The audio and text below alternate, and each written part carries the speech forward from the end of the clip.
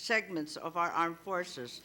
The program has 5 components, and perhaps this representation would like to inquire or ask for the list per heading of force restructuring and organization, capability, material, and technology basis, human resource, and doctrines development.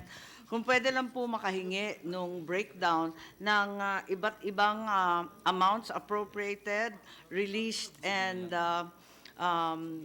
otherwise implemented for each of these 5 components po. We will submit the documents, but these are classified documents, so Well, we will directly submit I it to you, understand. Madam. I understand if, and if necessary, Yes. they can just be outlined. We'd be grateful.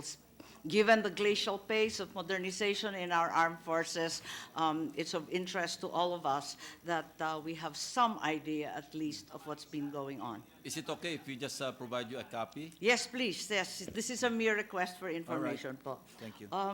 The other issue, of course, has been, as already discussed by Senator Lacson as well as Senator Drilon, regarding the various measures, the issues surrounding the indexation of pension for the uniformed services, clearly showing that, in fact, we are spending twice as much for the existing standing armies as well as navies. So may I inquire if there's been a study or a projection of the actual amounts required? There seems to be a level of fear factor here from our brave and courageous soldiers. We still have not seen an actual projection of amounts as well as possible scheduling for such. May we request also As a from the matter good of fact, chairman? there is a projection up to 2029. Oh, I see. And we'll I be see. glad to If you give could you a share copy. it with Yes. us, we are convinced that there is more than enough fiscal space to accommodate at least the beginning of this indexation, and that we effect it as soon as possible. Further, I would like to inquire regarding the updates on the Kalayaan group of islands. I think it's familiar to all of us that the Secretary of Defense indicated during the launching of new material that there should be improved infrastructure and basic services for both the military and civilian groups already posted there. It is no secret that 1% of our GNP is given to our DND, clearly the lowest percentage in all of ASEAN. So we are curious if there are any further updates or improvements visible in the Kalayaan Islands of the present. The improvement is ongoing. It is a continuing effort on the part of the AFP. So as we speak, the construction, the improvement of the facilities, it's ongoing, Mr. President.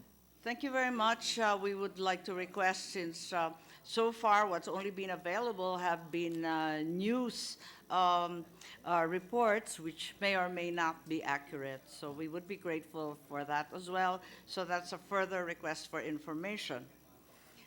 I think a matter of concern, since the Anti-Terrorism Act is up for discussion and debate, I would also like to inquire regarding the cyber capacity of our AFP.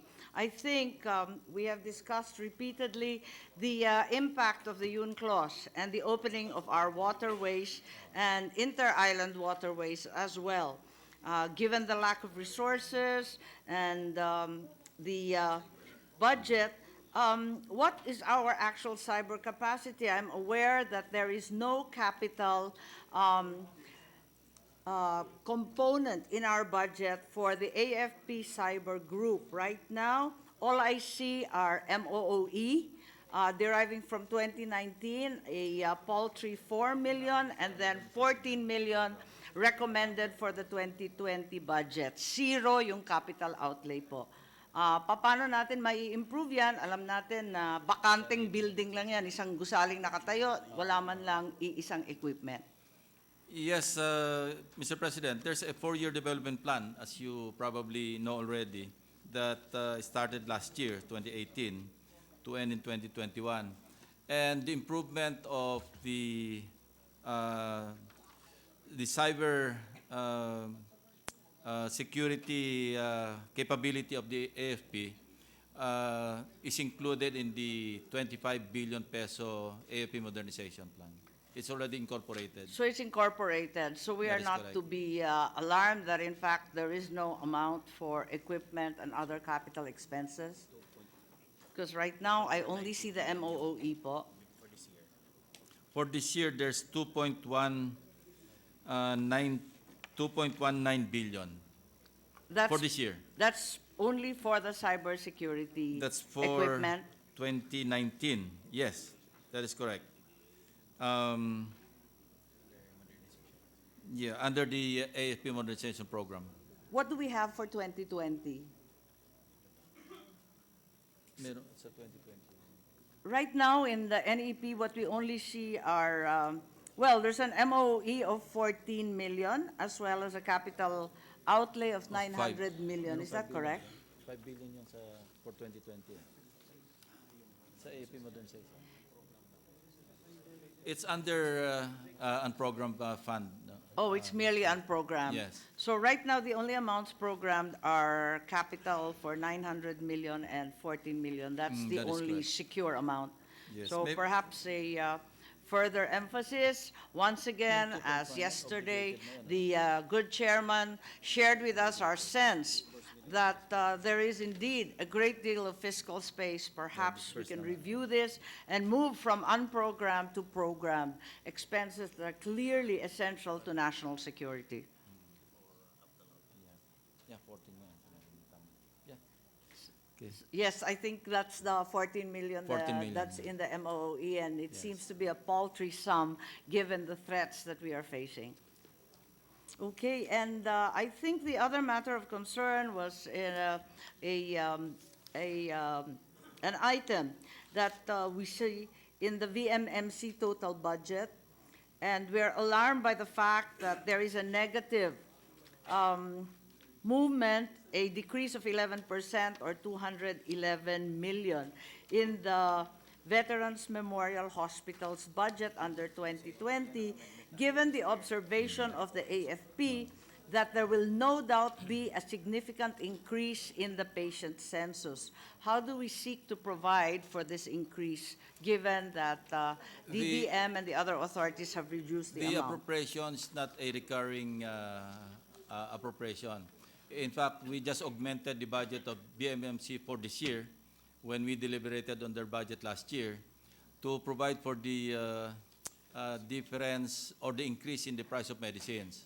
And they requested us to provide them augmentation for that purpose. So it's not recurring. So that's probably the reason why there's a dip. There's a in- decrease, Yes. yes. In any case, the decrease will probably once again fail to address the increase in the patients forthcoming.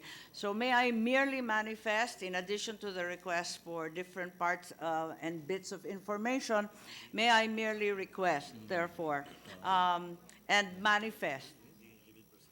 Negative 11. Tama. Yes. Hindi kasi recurring eh. That's right. It's not a recurring, it was a one-off Yes. decision to allocate. But we'll be more than willing if you would introduce an amendment to fill up the negative 11%. Yes. That would be most welcome. Yes, Madam. thank you very much, Mr. Chair, for your support. I'd like to manifest my personal concern that we continue to invest very, very little in our national defense, and it is important that we augment our budget for defense, whether for cyber, whether for the hospitals, whether for modernization, and finally, that AFP transformation roadmap we've heard about so frequently and yet fail at this glacial pace to effect. Thank you very much. Yeah. For your information, we under Subcommittee C, we already recommended another 100 million for BMMC, which has been adopted by the Mother Committee, the Finance Committee. So there will be an additional 100 million for BMMC, assuming that it won't be scrapped in the BICAM. But it's in the Senate version already. Okay, thank you very much, but it's still not commensurate to the 11% We because know. that's over 200 million. But hopefully that's a good start, given that yourself, Senator Recto, as well as Senator Drilon have carved out many fiscal Space. possibilities in this budget. Thank you. Thank you very much, Mr. President. Your Honor, as much as the lady mentioned already, the VMMC, SC, the Veterans Hospital, is the Veterans Golf Course earning money?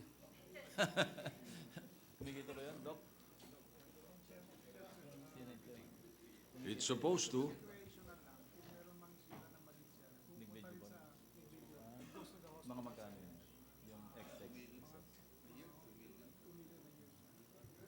It's earning money, Very Mr. good. President. But anything that is earned from the golf course would go to the Hospital. VMMC, to the hospital. Correct. Thank you. Thank Pero you. maliit lang daw, 2 million a year. That's not, Kaya that's not I bad. would suggest that you play golf more often. It's not bad. Kesa sa tulak. Kasi for recreational lang daw talaga yung golf course doon. Yes, thank you. We now recognize Senator Richard Gordon from the University of the Philippines.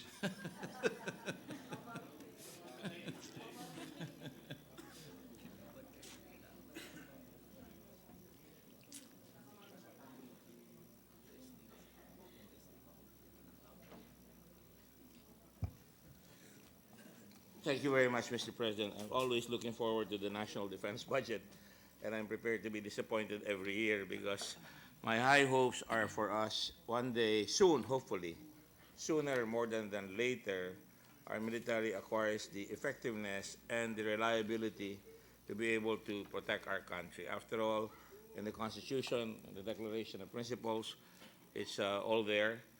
And every year I ask some hopefully pertinent questions, strategic questions, if you will.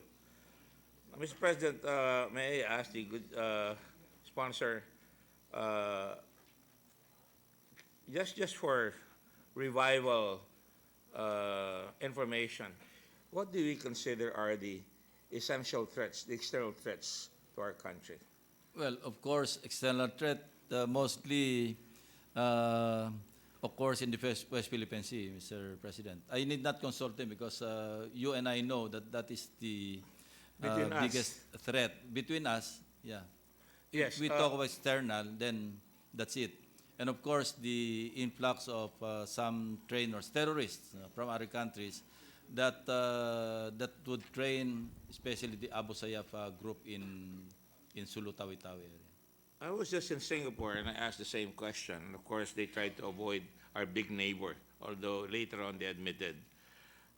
They also said initially their threats as a nation came from the south, mainly from Indonesia and even Malaysia. After all, they broke off from the Federation. Now, in our case, Mr. President, if we have threats, we don't have to go to war, as the Latin maxim goes, si vis pacem para bellum. If you want to prepare for Peace. if you want to prepare for war, you want peace, you have to prepare for war. Yes, yes. And to my mind, even if we have a modicum of defense, I think it is important that we have enough time to be able to acquit ourselves initially in the initial conflict. So much so that later on, other countries can assist us. But I would like to go back to the example because at times we beggar ourselves and we tend to make it appear na wala tayong kaya. And I always bristle when the President says, masyadong malakas ang kalaban, hindi natin kaya yan, mamamatay lang ang ating mga sundalo. But that's precisely why we're a nation. We have a military and we rely gloriously, really, upon our soldiers who will fight for our country and for our reservists, which are still, so far as I'm concerned, poorly trained and almost non-existent. Their presence is not felt, and that's why we're trying to revive ROTC. So, having said that, Mr. President, ang iniisip ko is how would we go about making sure that that credibility is attained? What comes to mind, for an example, and I just showed some of our soldiers and Secretary Lorenzana a copy of the Book of Israel. When they were early on in their fight for their independence in 1948, they had nothing. They had, I wonder if the minority would give me some space so that these are very good friends of mine. One of them is my fraternity brother, one belongs to the other fraternity. And as you can see, they don't listen. Mr. President, would you like to, because I'm delivering it extemporaneously, and I cannot tell my younger Brad seniority, but the older Brad from Sigma Rho I cannot order because he's always been ahead of me. So thank you very much for listening. you know, you know. These are things that we do in a rather comedic way, if you will, so that so at that time hindi naniniwala yung Israel na matatalo sila. Now, if you look at the map, and I just want to show this not by way of being a pedant or anything like that. If you look at the map, you can see, and that is the map after the Yom Kippur War, where they attained more territory. But I think the initial map shows that Israel is totally surrounded by its enemies, and it's overland. Can you show that? Yeah, the previous map. And you can see Israel had Egypt at the time, one of the mightiest in the Middle East, the leader of the Middle East, if you will. And at the same time, we had Syria and Jordan and Syria and Jordan and they were even outpositioned by the Golan Heights, for example. They had the heights. So having said that, shouldn't we be encouraging the executive to say what we need to do is really build up our military, And I go now to the fact that we have had, since the bases were asked to live here by the Philippines, there was supposed to be a modernization plan. And I know that there's about 25 billion, if I'm not mistaken, or 22 billion. And of that, we have already spent 188 billion. That was supposed to be a year, if I'm not mistaken. Was that a year or 5 billion a year? 5 billion a year. Since 2002. So what is unreleased right now is 285 billion. Would that be correct, sir? Sorry, 28 sir. billion Sorry. for modernization. Sorry? Your Honor? Less than 200, actually. 190. 197 billion. Now, we also get weaponry from Korea. I think we got a Corvette from Korea recently. Would that be correct, sir? No po ba yun? With missiles. It has become our most modern vessel. Is it not true? Ano ba RPS? The Pohang class. The Pohang class. Frigate. Yeah. A frigate. So that would be our most modern vessel right now. Yes, that is correct, Mr. President. Yes, and we have to retire yung mga Bonifacio, you have to retire all the other vessels. Would We that be need correct? not retire, actually. As long as we can utilize them, then we need not retire them because we still lack vessels. No, the reason I point this out, Mr. President, is because there are many, many lessons in history. For an example, in World War II, when Dunkirk was totally Yes. surrounded, and the British Navy could not move because the German Air Force had mastery of the skies, they never gave up. And they went on and fought until eventually the Americans came. And that is my point. In the cabinet, is that discussed? I mean, if the president is saying, wala tayong laban dyan, should we disabuse that and not let China feel that we are pushovers, that we are cream puffs, so to speak? Na wala tayong kalaban-laban? Do we want our people to accept in that? Dunkirk, Mr. President, the Winston Churchill even utilized civilian vessels That's correct. I was about to say that. to rescue the. It was the greatest rescue. Yes, No. that is correct. And my point here is, as Secretary of National, and I don't mean to put my very good friend, whom I respect and revere, Del Lorenzana, in a spot. I think it's about time that we in the Senate and help Secretary Lorenzana explicitate the fact that we have a fighting chance all the time. If Israel in 1948 with their Sten guns ba yun at that time? And then they invented the Uzi afterwards. And then they started building up their own planes. And I see it now again in China. I don't know if you brought the plane. I got the plane from a friend of mine the other day. And this is a plane, I think it's the JV-10. Do you have a picture? And my question here is, are we building our military-industrial complex? We used to have, and I was the first president nominally of Nobel Philippines here. I was in Accra. They named me president of Nobel. We were supposed to be making munitions like M16s and I think that's gone. Hindi na ata gumagawa ngayon, di ba? Wala na. Small Now- arms, Mr. President. Now, consider, Your Honor, M16 and 14 and 45. 45. 9 millimeter M16, M14, and caliber 45. what's the M15? M14. M14. Oh, yeah. Hanggang ngayon gumagawa pa yung M14.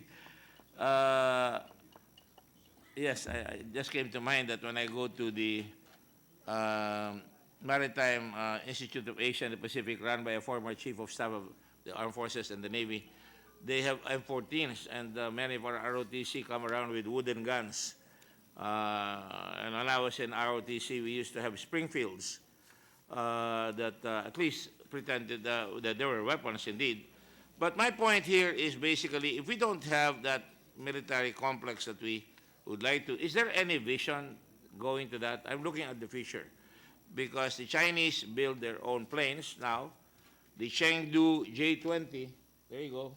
It's in my, I precisely filched it from my friend who was collecting aircraft, and I said we're going to have the budget. I wanted to show this. And what they have is the body of a plane that they built there, but the engines were built by Russians, which is, I think, what other countries are doing. Except for Singapore, they build, and the Japanese, they build their own F-15s or F-16s. But my point is, when do we start? Sapagkat kung gusto, maraming paraan. Kung ayaw, maraming dahilan. I've always lived by that. It is always a question of money, Mr. President. And as it is now, as upon question of Senator Recto this morning, the minimum requirement as per their security strategy approved in 2018 is minimum of 2% of GDP. But right now, where we stand, it's only 1.5 of GDP, percent of GDP. It's a very low base, right? Yes, that is correct. So the philosophy should be like the Japanese did, strengthen the military and reach the country. That is what they did right after the major restoration and all throughout, and I have adopted it to a certain extent. Let's enrich the country, strengthen the military, and that's why yesterday I made that long harangue over the fact that our foreign direct investments were so low. Well, having said that, Mr. President, I just want to point out that if the Chinese can make and even sell, I just read a book on, another book on Israel, Gideon Spies. I understand that China and North Korea sell nuclear capability to other countries. To me, it all involves the philosophy of a country. If the president will say something, I'm not criticizing the president because I realize he has a lot of problems. Let me be very clear about that. But I just want to point out that if we keep saying wala tayong kaya, we will never attain it. And that is my beef here. We have to say, kung gusto natin, we have to do it. Otherwise, we will be the poor cousin of every nation in ASEAN. Vietnam has a fairly large military. They have submarines. We don't have submarines. The smallest country is #1 in ASEAN, Singapore.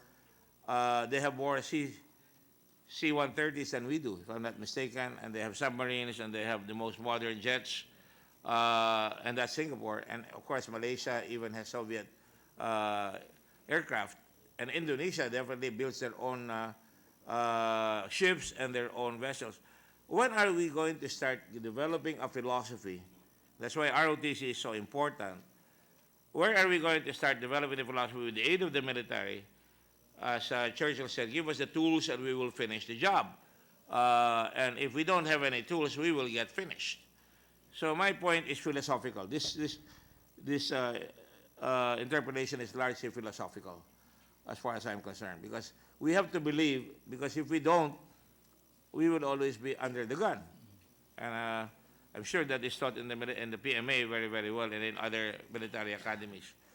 So I hope that some of these examples that we have cited can be made. Again, citing another example, and I was beginning to do that with Israel, surrounded by all these countries, they were able to beat them, and then they make adjustments, and they get territory in the process. I'm not even going to mention the Six-Day War, where they astounded the whole world.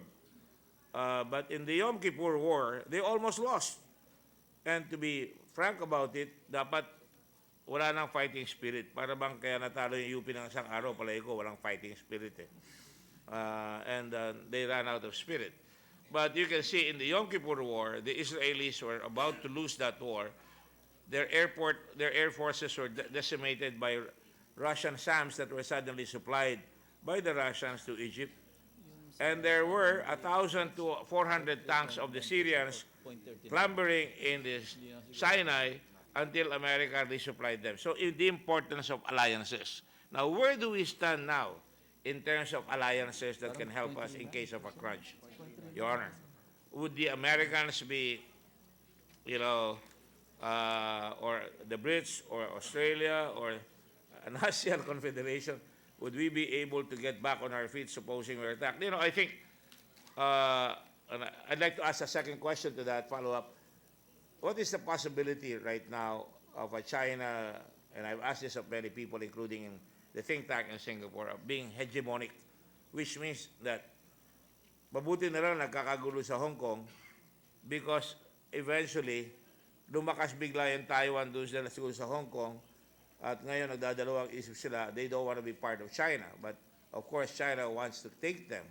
Same thing. So if that happens, and I think that is more realistic than the Spratlys or the Scarborough shows, would you agree with me, sir, that war would be more proximate if the Chinese attack Taiwan?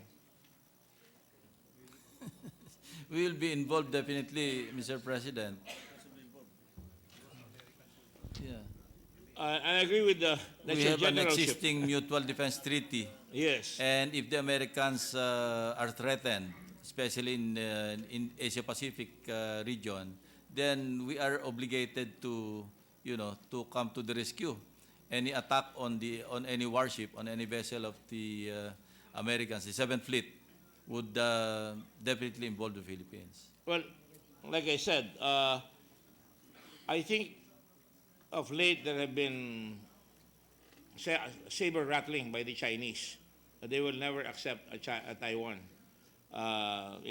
being independent, especially in the light of Hong Kong. And the Singaporeans are also nervous. I mean, they're not going to admit it, but they are also nervous when I spoke to them. But the United States will not just abandon the Taiwan Strait.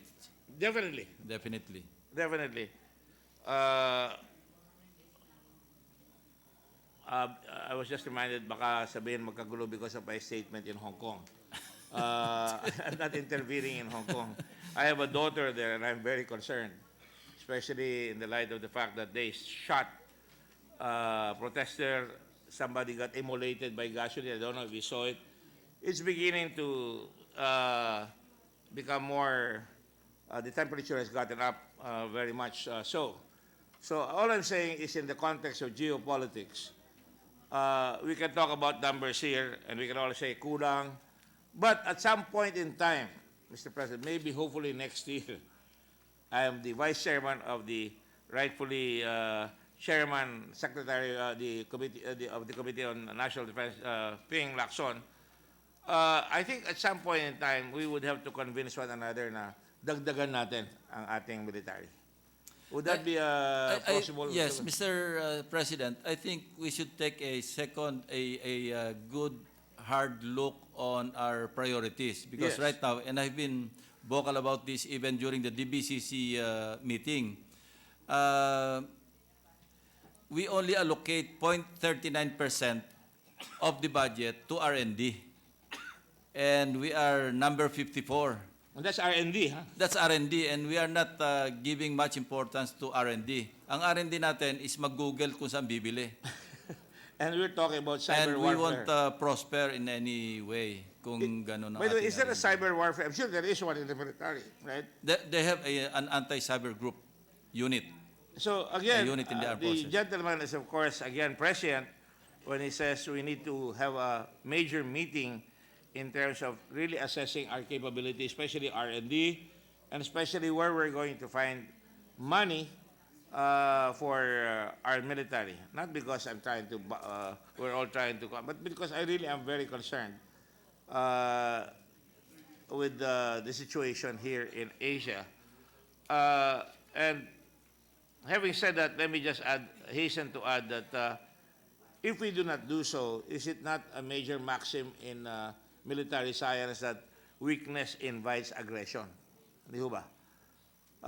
And if that is the case, the more, you know, a vessel manned by a ship captain passes by there, and I may not agree with what he did, but the fact is, kung masaktan yung barko na yun, may Pilipino doon, and we would be forced to make a comment. That would be too late by then. That's why I admired Secretary Lorenzana when he said that they should be mindful of their manners in that area, of respecting maritime rules and conduct. And at the same time, later on, he said, of course, that although this is not a Philippine vessel, nonetheless, hypothetically speaking, halimbawa, tinorpedo yun at may Filipino na namatay doon, that will create a basag ulo. Would that be correct, sir? That is correct, of course, And of because course- they are kababayans. And of course, we all remember the Lusitania. One of the reasons for World War I was the Lusitania, the sinking of the vessel Lusitania. So I think it is important that we should have the clout, and we should have a Singapore-Israeli mindset, or for that matter, originally, a Filipino mindset when they battled Spain, in spite, yung mga kababayan namin ni Senator Lacson sa Cavite, Senator Silva Aguinaldo, sila ni Senator Tolentino, yung lolo ko, Tagle, in spite of the fact that they had only guluks and escopetas, they were able to beat some forces of Spain. But nonetheless, it's got to be that mindset, believing in the possible. Not possible, but it's not even believing the possible. Would you agree with me, sir, that it must be? Yun Yes. dapat, it must. And we must read a lot about the teachings of Sun Tzu. If we are weak, at least we pretend to be strong. That's correct. Yung araw, mga bata tayo, manduduro tayo, ganun ba? Baka naman i-call yung bluff natin. But I think they must know that when we do something, we will be resolute and do something. For example, would the good gentleman agree with me that in the case of fishing vessels interloping into our oceans, we can do what the Indonesians are doing? They burn the ships of China, of Vietnam. They capture the personnel, and I have the statistics here somewhere, and they get away with it. It means that we're well within our rights.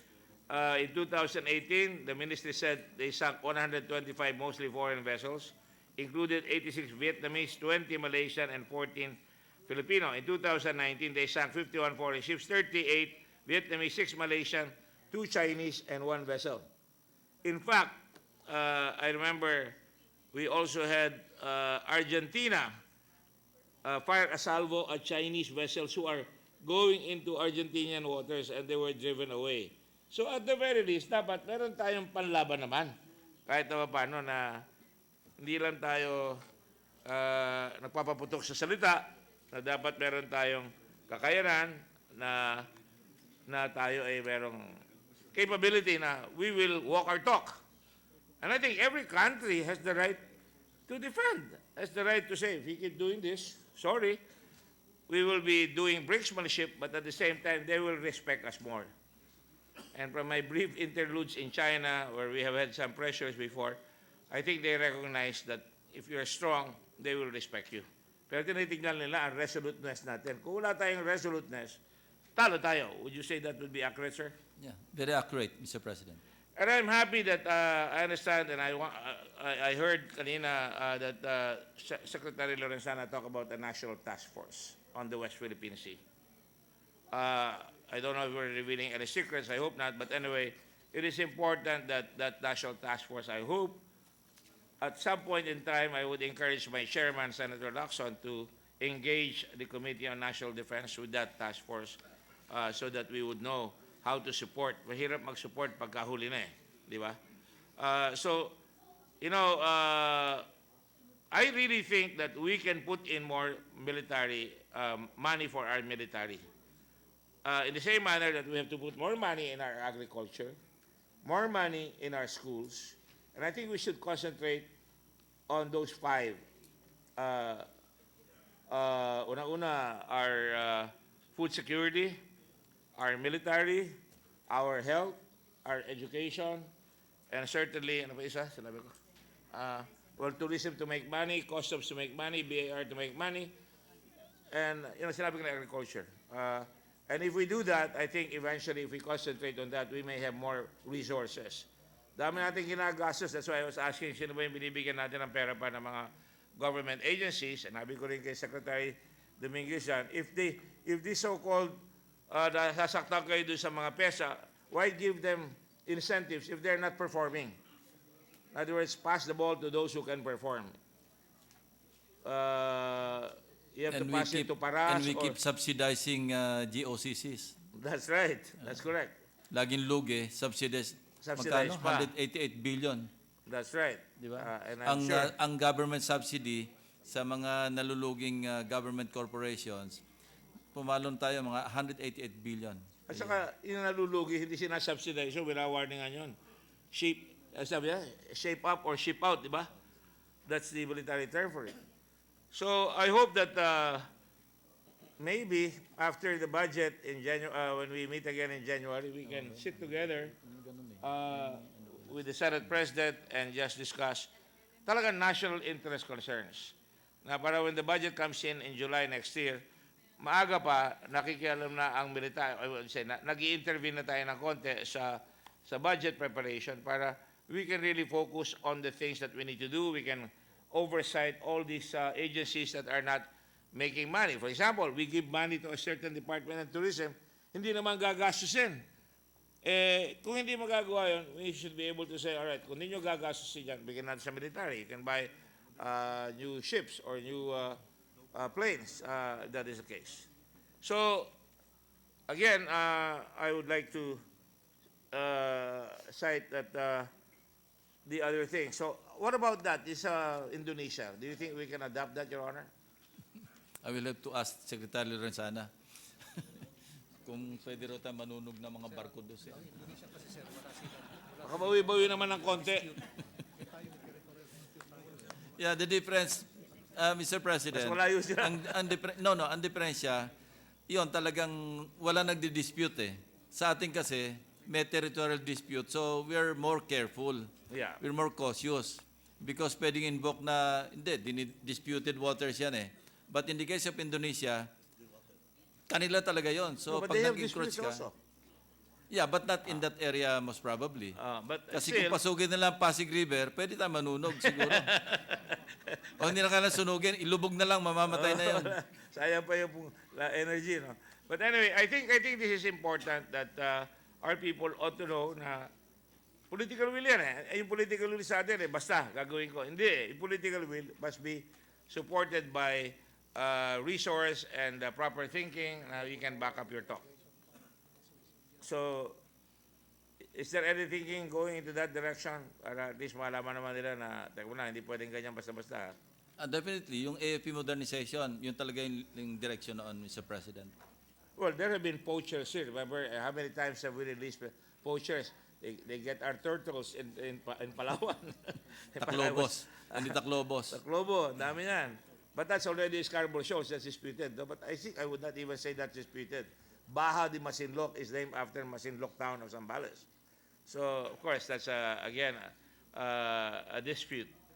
But would you say that we are threatened by the occupation of these islands, creating islands and airfields out of Oh, shoals? definitely, Mr. President. We are.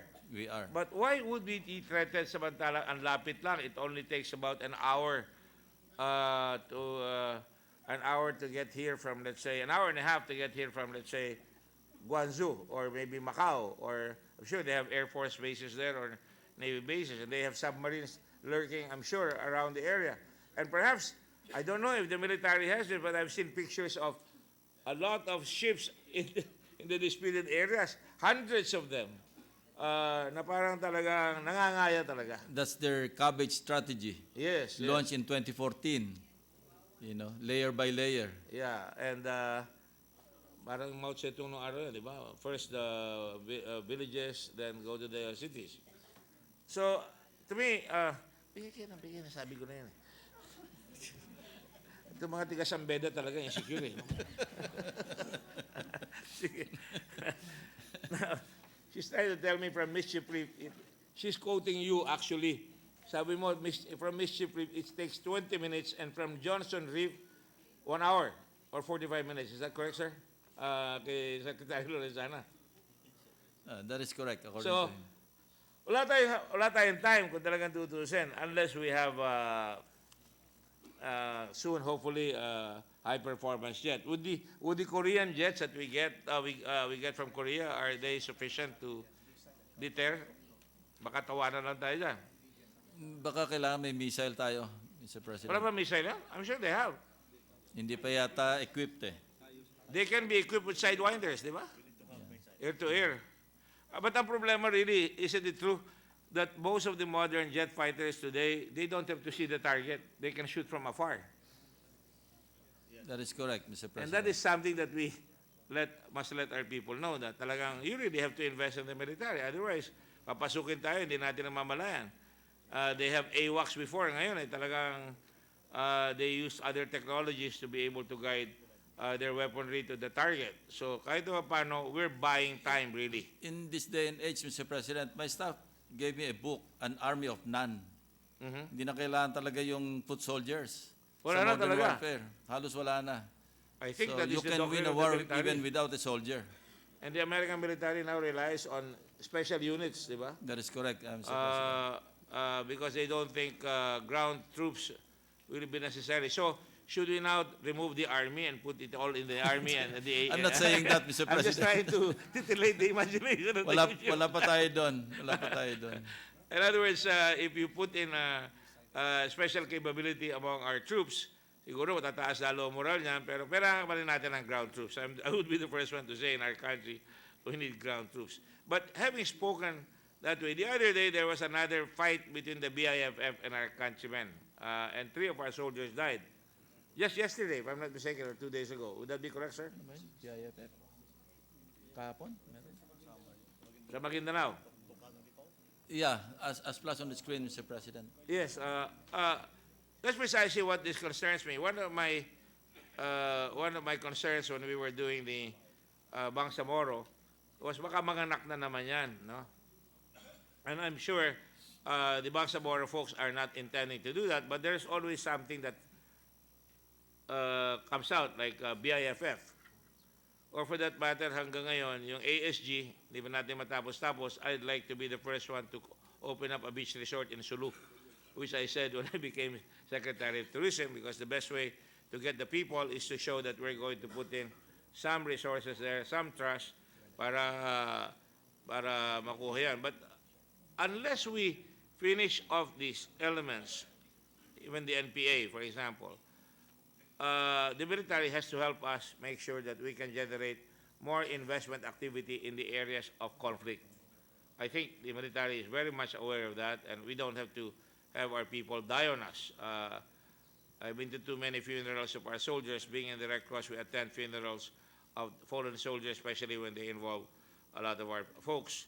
Now, I have gone through what I think our philosophical arguments, like you have to have resources, you have to prepare for our military, you have to make sure that we have peace in the countryside so that we can use the assets that would otherwise be used for war to modernize our military. But at the same time, there are just a few questions left here I didn't want to engage in the debate. Senator Lacson is quite capable of finding money. I would like to help him with that, but he's more capable in terms of finding. He knows where all the dead bodies are buried in the budget, and he can resurrect them and replace them. What did we do with that Navy, that captain of Green Aura? Di ba reckless yun? I was asking that question. Bakit? Paano siya napunta doon? And layo-layo nung dala niyang tanker ba yun, ng oil? Napunta siya doon sa Scarborough. Is there an Bound investigation? for Australia. Ah. Galing papunta sa sa Thailand yun, di ba? Yeah, from Thailand going to China. Yeah. Eh, paano siya napunta doon? Parang- Is there somebody trying to create an incident there or something? That's reckless. Well, I think, yeah, there's recklessness involved, but I think the AFP should also take a look at whatever motive he had Yes. at that moment. I agree with you. Because At least find out, no? yes, What but was that's he why doing there? I hesitate to say, I preface my statements, laid the predicate by saying if Filipinos die in that vessel, we would be in a Donnybrook or a fracas with the Chinese. But I think there should be an investigation conducted there to, it's not bragado, it's almost like braggadocio, nagpapadar, unless there was somebody encouraging him to create an incident. So right now, Your Honor, ang pinaka-modern vessel natin is it that frigate, the Pohang class? What do you call it? Conrado Yap? Yun na yan. Thank you. He's from Zambales. He died in the Korean War. And then our patrol vessels right now are 11, sir? Patrol vessels. Del Pilar, Alcaraz, Bonifacio, Rizal, Quezon, Jacinto, Mabini, Ricarte, Malvar, Salamat, and Pangasinan. Accurate. I think we can now make Senator Pacquiao an admiral because there is a ship named Malvar after him. Di ba? Pero army yata si... Hindi, gumagawa na si Senator Pacquiao. Miguel Malvar. Ano sa Army Reserve Force yata. Army Hindi siya, pwede Army. maging admiral. Army. But, and then, amphibious warfare. Nagagamit ba ho natin yung nakuha natin sa Indonesia? Tarlac, Davao del Sur, Bacolod, Dagupan, Laguna, Benguet, Sierra Madre. Which ones are the new ships of the line in terms of using them for disasters or amphibious operations? That looks like a very good ship. Can get helicopters, can put out amphibious vessels, no? Ayan. Ito nga yan. BRP Davao del Sur. That's the one. Dalawa ho yan, di ba? There are two of them.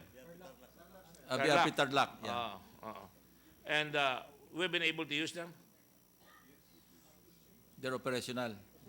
They're operational, but have we been able to put them on the line in terms of disasters? Yeah, they're being used, Mr. Yeah, President. good. Thank you.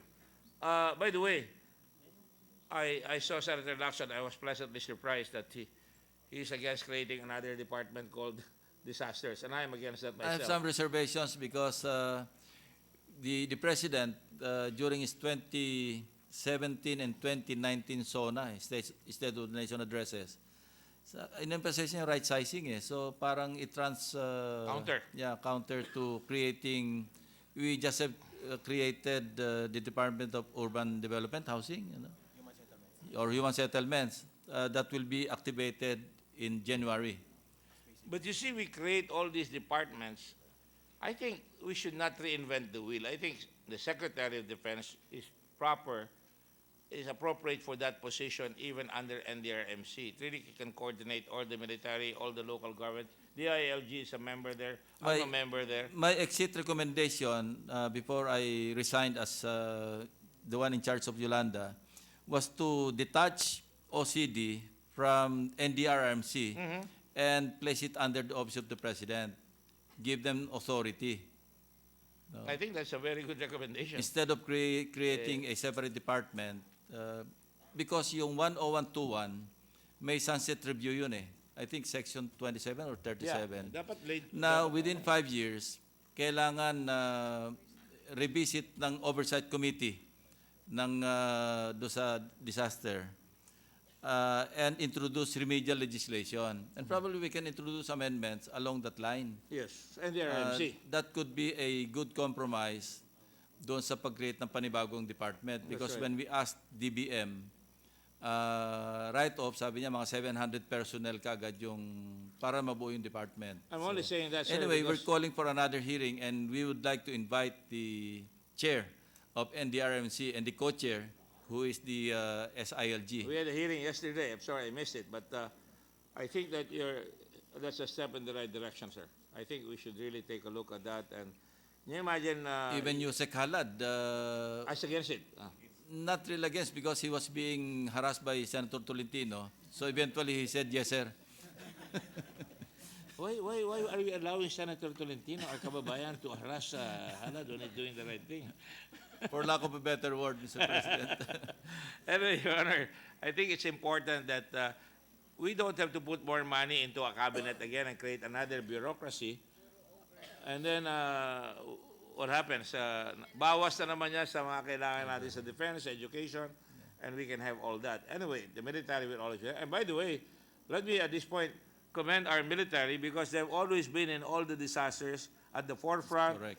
I've been in the Red Cross for so long. Kasama namin palagi ang military, and they're always working with us, and sometimes they even lend their assets to be able to bring goods and cargo. How many In fact, C-130s do we have Mr. right President, kanina privately, I thank the Chief of Staff, General Clement, the newly confirmed 4-star General, because alam nyo, nagpadala kami ng tent do sa Cotabato. Isang tawag lang namin sa kanila through our liaison, si General Estoesta. Right away, kinabukasan, nandun, natanggap yung good for 800 tents. So, while I already thank him in private kanina, I'd like to emphasize that ganun kabilis mag-react. But I'm glad you pagdating sa said that, Senator calamities. Lacson, because I want all the other senators to hear that.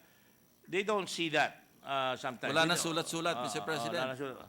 Mabilis, kung merong gamit ang military, mabilis tayo makakakilos. Not only in war, but also in disasters. And that is why I would like to tarry a little before we make a decision creating a new department. Hindi natin sabihin. Ano yan? Hindi, binubulong sa akin, Mr. President, 5 yung C-130, isa lang lumilipad. Sabi ko, wag na natin sabihin, nakakaya. Well, I was going to say, Pero sinabi ko na rin. in the past we had 2. Isa lang ang lumilipad, bali pa pakpak. But you know, it's not something that we should laugh about because the C-130 is a very, very important plane in any man's military. And I think we should really invest in those planes. Ilan ang Singapore? Ilan ang C-130 na Singapore? You know, sa Singapore, lumipad lang yan. Nasa Malaysian airspace na yan eh. Mga Ako, masasabong ko ito. Kung sinabi ko na yun, 3 beses ko na tinanong sa kanya yan eh. Mga magano. And we bought some small planes, right? Oo. I think we got one from Spain. PNP, gumigire, nagre-request sa akin ng additional fund, 2 billion. Bibili raw sila ng C-130. Ano gagawin mo dyan? Oo nga. Singapore has 5 C-130s. And when they fly the C-130 right away, as soon as it takes off, it's already on Malaysian airspace. So Yeah. we have a country of 7,400 plus islands. Huh? 7,000? 102 600? No, hindi na. Luha na yan. during low tide. Hindi, bago na. 7,641 islands. And yet we have, as you say, meron naman tayong asset pero isa lang ang lumilipad right now. But can we not put a special effort there, Senator Lacson, so that we can actually have more C-130s to be utilized, not only for disasters, but to react to emergencies that can happen? One Maybe we can C-130 find would ways and cost means. roughly mga 2 billion pesos, I Mr. know. President. Oh, second hand pa yun. Yeah, brand new na Brand new na yan. yung 2 billion? Yeah, brand new. Oh, yun. Why should we? If we can afford it, why not? I think we can afford it if we want to. C-130, they bring their families. I've been to on a C-130 several times, and I see that yung cargo kasama yung mga pamilya, nakatayo pa doon sa aeroplano. So I refuse to sit on the cockpit. I want to be able to talk with the soldiers there. In fact, one time I talked with a master sergeant who was very proud of his son was graduating in the PMA. And while we're talking about the PMA, Your Honor, would the gentleman agree that we should revive the fact that our PMA soldiers should be recommended also by province, like in the past? In the past, yes.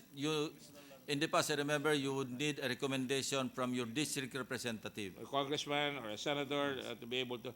But more than that is the fact that we spread out the military leadership in the country. Ang so equitable. Equitably distributed naman daw, Regional. Mr. President. Yes. In the next meeting of the Committee on National Defense, we would appreciate you giving us a copy of that because I really am seriously looking at that because I think it's a damn good idea. Of course, hindi lang naman yung recommendations sa mga legislators but also yung mga anak na mga mga NCOs or soldiers that feel that if their child is capable, they should have some space in the academy. I think it's very, very important that we have that. Also, so we have a problem with the C-130s, and what is the Andrada class of patrol boats? A Navarrete class. Mas alam pa ni Is that a fast craft?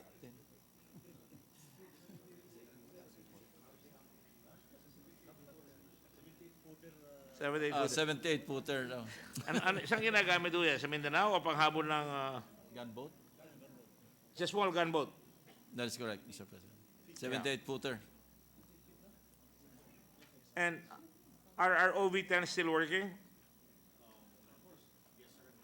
Still working. Still working but not working. Right now. We have 4. That's a very good support aircraft for our soldiers on the ground, di ba? 7 yan, di ba? 7? 4. 4 na lang. So, nabawasan na ito. Ano yung ginagamit ng Amerikano ngayon na tagal na rin sa Vietnam pag ginamit yun? Pinalit nila sa OV-10. A-10. We cannot get that. This for our type of warfare here.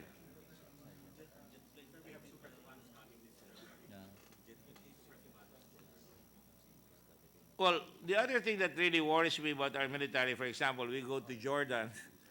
Tuwan-tuwa tayo, binigyan tayo ng Black Hawk ng Jordan, if I'm not mistaken, di ba? 2 Black Hawk. Cobra. Oh, luma na raw, sabi ni Senator Subiri. Society boy yan, at saka, alam niya lahat yung luma.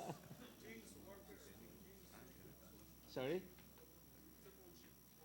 Cobra is a Vietnam War vintage helicopter, but anyway, these things last forever. But I would just like to think, what are we doing in terms of upgrading the Air Force apart from fighter aircraft to fight, to be a deterrent and at least ground warfare natin?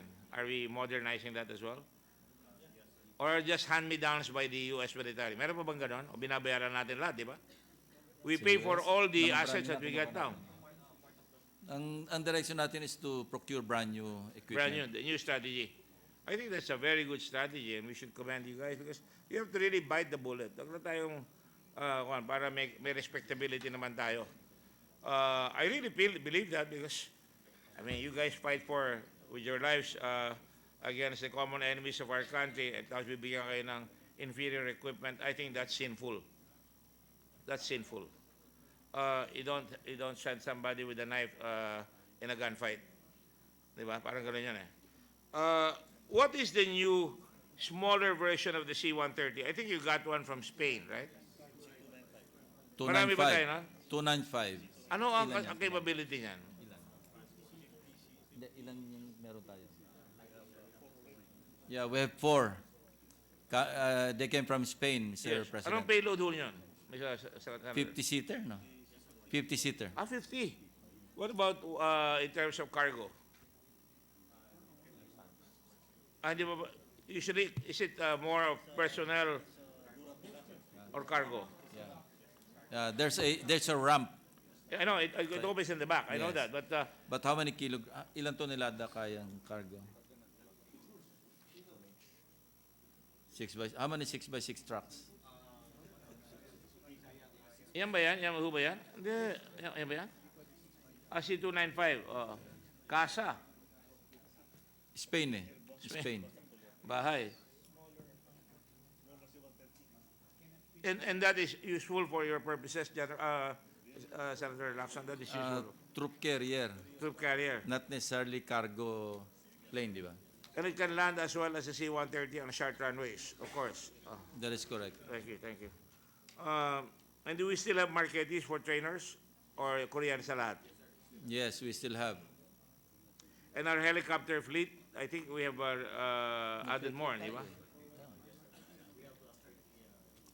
We have 30.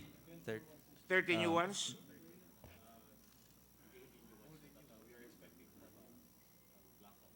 Yeah. You know what was one of the great disappointments of this representation was when we bought second-hand helicopters allegedly manufactured or refurbished in another country and it was brought here. Yung katawan ang umiikot, yung pakpak hindi umiikot. Yung and we never got to use it, right? And then when we started buying Polish helicopters, ilan na nag-crash yung sa Polish helicopters? 3 out of 8, tatlo na yung nag-crash, Mr. President. And is that safe for our people?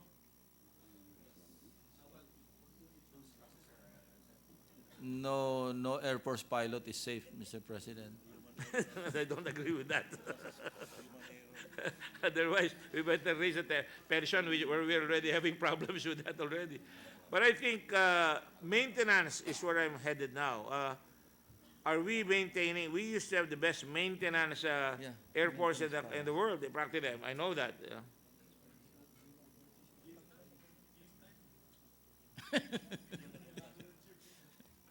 Wala, hindi ako marunong siya na UP. UP spelling, UP. Yeah. Ah. A testament do sa kagalingan ng maintenance natin. Imagine, all planes are still flying. So magaling yung maintenance sa group natin. I would not accept that as a testament, with all your due respect. For But I think they're also being pirated, di ba? All the time. So are our schools churning out more of these maintenance? You know, Senator Rectos rode in one helicopter, kaya lang malayer ba, hindi na nung bumagsak, di ba? Masamang damo, in other words. But it's important. Polish. Ito mo, Polish. Oh, ha? So cool. So, to my mind, are we need of maintenance funds for that? Is that the problem, or are we? So we have enough funds for that. Yeah.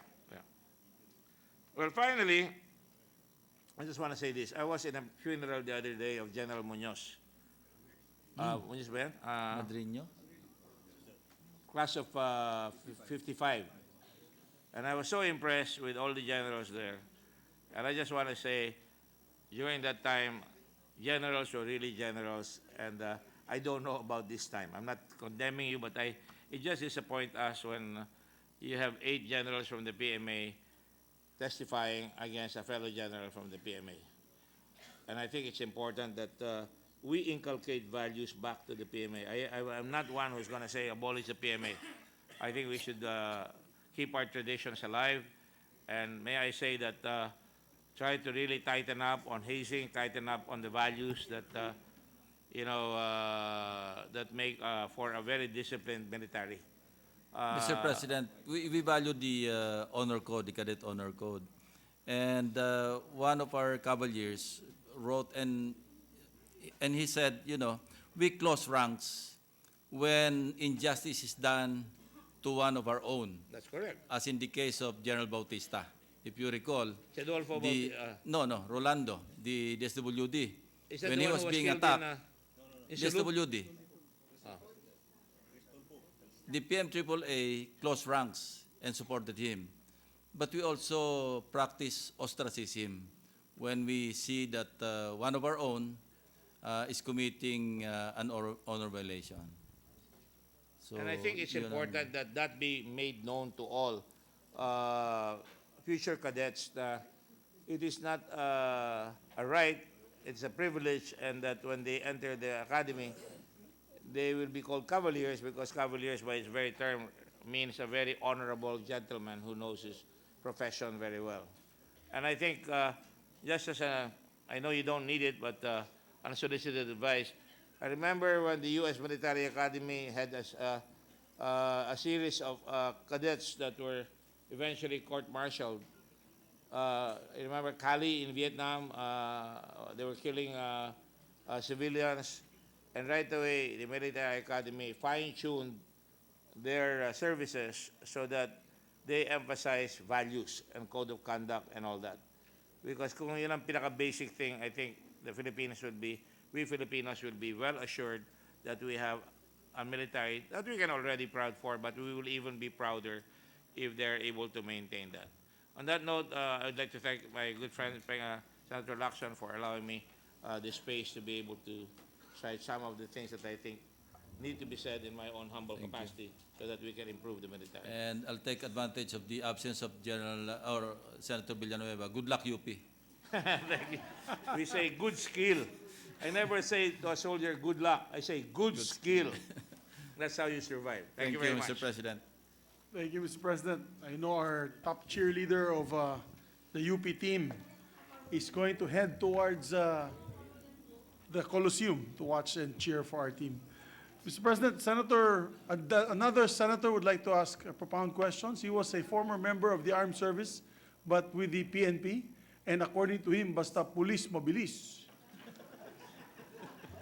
Pag army, hindi ko na sasabihin. Hindi ko na sasabihin, hindi na boboto sa iyo yan, mga yan. So, Mr. President, may we recognize our dear friend, We have other agencies. Would you like me to tell him to scrum? recognize the dear senator from Davao del Sur, Senator Bato de la Rosa, for a few questions. Senator De La Rosa is recognized. I'm glad you did not continue the next slide. Because if you did, I would have struck it off the record. Thank you, Mr. President.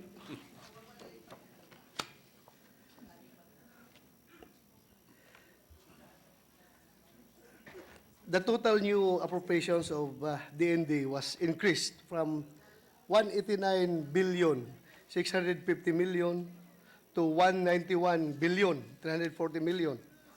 I fully support this increase, Mr. President.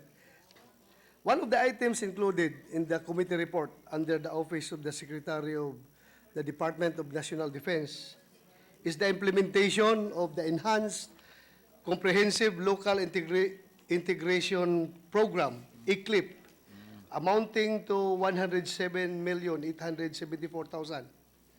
For the record of this body, may we know what is ECLIP? How is ECLIP related to the Executive Order Number 70, Series of 2018, creating the National Task Force to End Local Communist Armed Conflict? This for the returnees, and this is being handled by the Office of the Secretary, Mr. President, para ma-enhance yung integration ng mga returnees natin. Thank you, Mr. President. Yeah, and the one that oversees is yung Task Force Balik Loob. Sila yung nag-oversee niyan, Mr. President. Mr. President, how much is the total budget allotted to DND for the NTF LCAC under the Senate version of the budget? LCAC. LCAC. LCAC, 100 million, Mr. President. Ito yung National Task Force to End Local Communist Armed Conflict, NTF LCAC. May we know how much is the original? 100 million? 100 million 100 pesos. million. How much is the original budget proposal of the DND for the implementation of the NTF LCAC, the original? Ang magiging total nito, Mr. President, is 120 million. 120. Yes. Thank you, Mr. President. To effectively achieve the goal of this administration as embodied in AO number 70, creating NTF LCAC, would the good sponsor be amenable to add more budget for the DND in support to the NTF LCAC? Yeah, definitely, Mr. President. We're like-minded in this regard. So kindly look for the source of the augmentation, and we'll willingly. I made this point, Mr. President, because sa akin lang, if itong administration na ito, if we cannot successfully end the drug problem during the term of our President, I hope sana itong problema natin sa komunista, matapos natin ito before the end of this administration, and bahala na kung babalik sila after during the next administration. Basta pag-end ng administration ni President Duterte, dapat mag-end din sila. Bahala na kung mag-revive sila later on. So kaya dapat suportahan natin itong National Task Force sa LCAC. This is very important, Mr. President. Dahil ang mga tao ngayon ay na-arose na. They are organized, yung mga apektado sa problema ng komunismo. We will not find it very hard for them to be mobilized. We are seeing good signs for towards ending this problem, Mr. President. As a matter of fact, your subcommittee C recommended to the Finance Committee Chair the funding of in the amount of 399,900,000. Ang na-approve lang 100 million, sa NEP may original na 20 million. So ang total niya nasa mga 120. But your subcommittee recommended to the mother committee the total amount of 399,900,000. Thank you, Mr. President.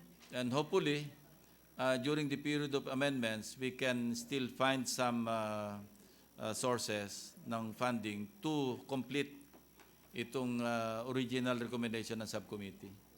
Thank you, sir. The Senate included the 107 million budget for ECLIP. May we know what are the program components of this amount? Oh, ito. Meron Is it correct, sir, that out of the 107 million, 70 million will be allotted for training and scholarship expense? 70 million. May we yes, know- that is correct. Training expenses 70 million. Yes, sir. You know, it's worth mentioning that there's an additional 1.338 billion, but it's lodged with the DILG. Ganun din ang item, National Task Force to End Local Communist Armed Conflict. So there's an additional, teka muna, bakit 100 lang yung sa AFP tapos sa PNP 1.3 billion? I don't know, Mr. President. For LCAP, under DILG, I will find out, sir. I will find out. there's 1,338,773. In Yes, the sir. AFP, there's 120 million pesos. Can you find out, Mr. Yes, sir. Yes, sir. Yes, Mr. President. My next question is, considering that most rebels surrender to military forces, may we know if there are any programs funded under the DND budget for de-radicalization of those who surrender? Deradicalization. Balik loob. Part na ng LCAC yan, Mr. LCAC. President. Yeah. Thank you, At Mr. saka President. mga units na yan. Thank you, sir. So, do you think we need more additional funding for this? Because we expect really, Mr. President, ako hindi man ako ganito kagaling pero nakikita ko na with the present situation right now, yung mga tao nagigising na sa matagal ng pangluloko ng NPA sa kanila at marami na nagsusuporta. Yung ating whole of nation approach is looks like it's working and including the Senate. Hindi the whole Senate pero ako being a member of the Senate, I commit myself to support the ending of this local communist problem. Para bang dandahan na nag-synchronize yung efforts natin, and I expect really, next year, maraming magsusurrender na NPA. I hope hindi ako nagkakamali, pero nakikita ko, marami na magsusurrender next year. So, I support, I support, sir, I support kung dagdagan natin itong budget ng LCAC at saka ECLIP. Yung ECLIP kasi, sir, I just would like to share my very, very sad experience with the program of Hindi pa ito i-clip noon. Before this, sir, yung dati Clip. noon, Yeah. balik, baril. When I was provincial director of Compostela Valley Province, alam natin yung lugar na yan, particularly yung Bataan, New Bataan. Yan ang siya tinatawag ng NPA na Malacanang ng NPA, yung New Bataan. Marami kaming napasurrender doon. Alam ito nung mga brigade commanders doon na kasabay ko. Hindi pa yung Task Force Davao na kasabay ko noon eh. Sir, si General Molina. Marami nag-surrender. Then after that, pinrasis namin yung mga papel, lahat-lahat. Very optimistic kami na talagang worthwhile yung kailang pag-surrender. May dala pa mga BBR Malite, mga M203. But only very sad to note that nung tinanong ko ulit doon, nasaan na yung ating meron kami 5 doon na since nag-surrender sila, hindi na talaga makalabas ng kampo sa kumbal, sa PPO namin, hindi na makalabas dahil papatayin talaga ng NPA. So, ginamit namin sa loob na yung striker, taga-linis ng kampo, taga-putol ng mga damo. Nung tinanong ko, nung na-transfer na ako sa Davao City Police Office, nasaan na yung 5 natin na surrenderer? Sabi ng mga taga-kumbal, sir, wala na. Kung sana, bumalik na sa bundok. Bakit? Wala man sir, parang niluluko lang sila ng gobyerno. Sige na, promise na ibigay yung pera sa baril na surrender nila, tapos hindi man binigay. So bumalik sa bundok. Kaya sana itong e-clip na ito, ma-manage natin ito properly at talaga mapupunta sa mga rebel return dahil dugo at buhay ang hindi lang ng rebelde, kundi pati yung pulis at sundalo na nagpa-process, tumulong mag-facilitate itong mga tao na ito na mag-surrender, pagkatapos mapunta lang sa wala. Talagang malaking discouragement on the part of the rebel return. Bumalik talaga. Tinanong ko yung taga-kumbal, nasaan na? Wala na sir, bumalik na sa bundok, nag-rebelde uli.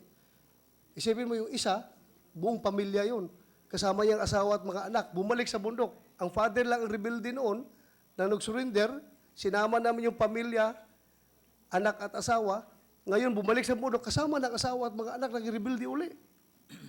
So I hope, itong pera ng ICLIP, magamit ito properly talaga dahil so much so, ngayon nakikita natin na maganda ang takbo ng ating itong ilkak natin. Nagigising na yung tao. Nagigising na sila. Alam na nila na niluluko lang sila ng NPA. Ginagago lang sila ng mga leftist organization. So, talagang gaganda ito. So, Mr. President, I just want to emphasize na sana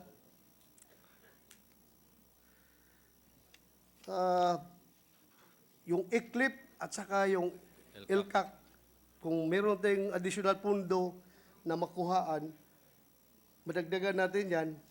Dahil nga sa EPSED, nakikita natin medyo lumalabo towards the end of the Duterte administration yung ating problema sa droga. Hindi natin ito talaga totally mawala. Kahit malang itong sa NPA na problema natin, mahinto natin ito, mabigyan natin solusyon. Maganda sana. Yun lang, Mr. President. Yeah. We can feel your passion, Mr. President. So, they're inspired with what you Well, just... alam ito ng mga nandito ngayon, sir.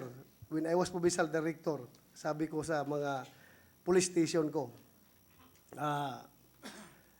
pag kayo'y inatak, lumaban lang kayo, huwag kayong mag-surrender. Yung station, police station. Because I will be the first one to reinforce you. Hindi pa maka-reinforce yung army, nandiyan na ako. Alam ng mga army yan, nandiyan na ako. Ako mauna mag-reinforce sa inyo.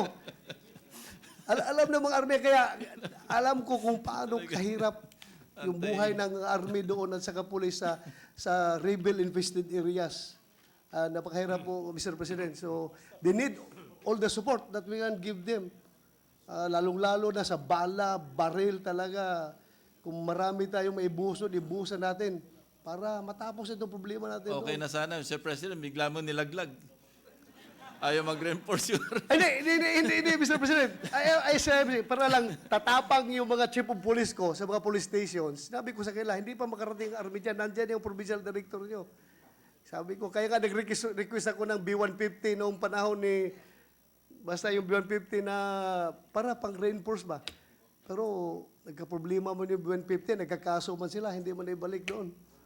Yun lang, Mr. President. Maraming Thank you. salamat. Thank you, Mr. President. Thank you, sir. Thank you, Mr. President. Basta police, mabilis.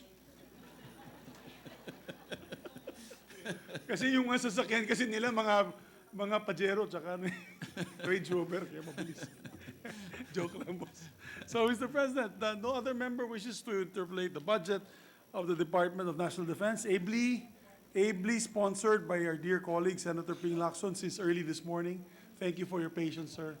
Thank you to, and also my best wishes and best regards to the men and women of the AFP. Thank you for your service to your country, sir. I cannot stress this anymore. Thank you for your service. Mabuhay po kayo.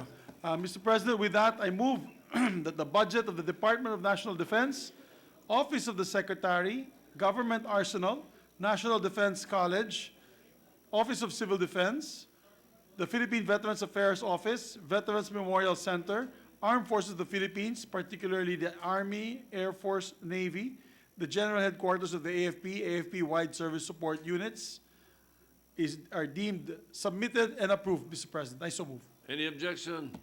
Hearing none, the budgets of the enumerated names of agencies and under the Department of National Defense is hereby deemed submitted. Thank you very much, sir. May we ask 1 minute suspension to ask the next batch of government agencies, particularly the Department of Finance. Session is suspended. We'd like to call on the officials of the Department of Finance.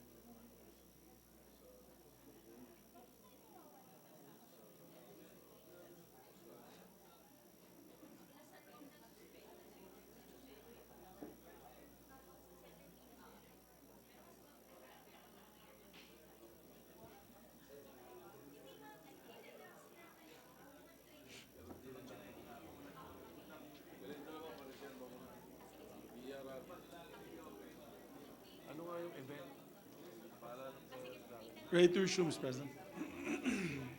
Session resumed. Mr. President, move to resume deliberation on the budgets of the Department of Finance, particularly the Office of the Secretary, Bureau of Treasury, and Insurance Commission. I so move. Any objection? Hearing none, motion is approved. Just for the record, Mr. President, our dear colleague from Cavite, Senator Francis Tolentino, wishes to, since the department is still being discussed, wishes also to ask questions on the SEC, Securities and Exchange Commission. With the permission of the presiding officer, the Senate President, may we ask them to come back to answer a few questions, Mr. President, of questions of Senator Tolentino. Well, if that is the pleasure of the body, are they here? They are not, Mr. President, but we'll just like to inform them to come back. It's just, SEC?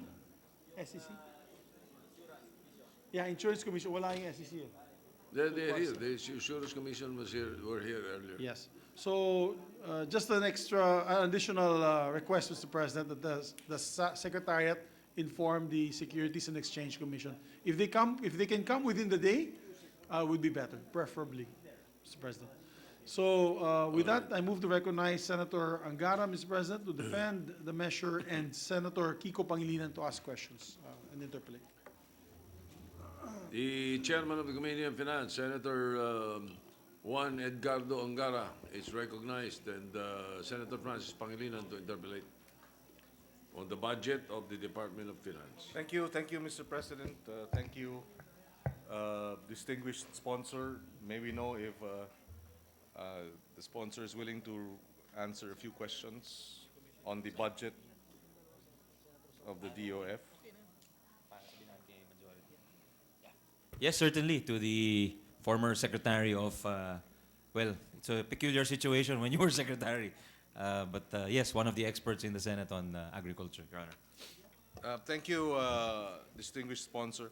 Mr. President, distinguished sponsor, just as a background on this interpellation, during the September 25, 2019 hearing of the subcommittee of the Senate Committee on Finance, the budget of the Department of Finance, this representation raised some questions regarding the status of the and the amounts collected by the BOC on the tariffs due to drawn from the rice imports, Mr. President.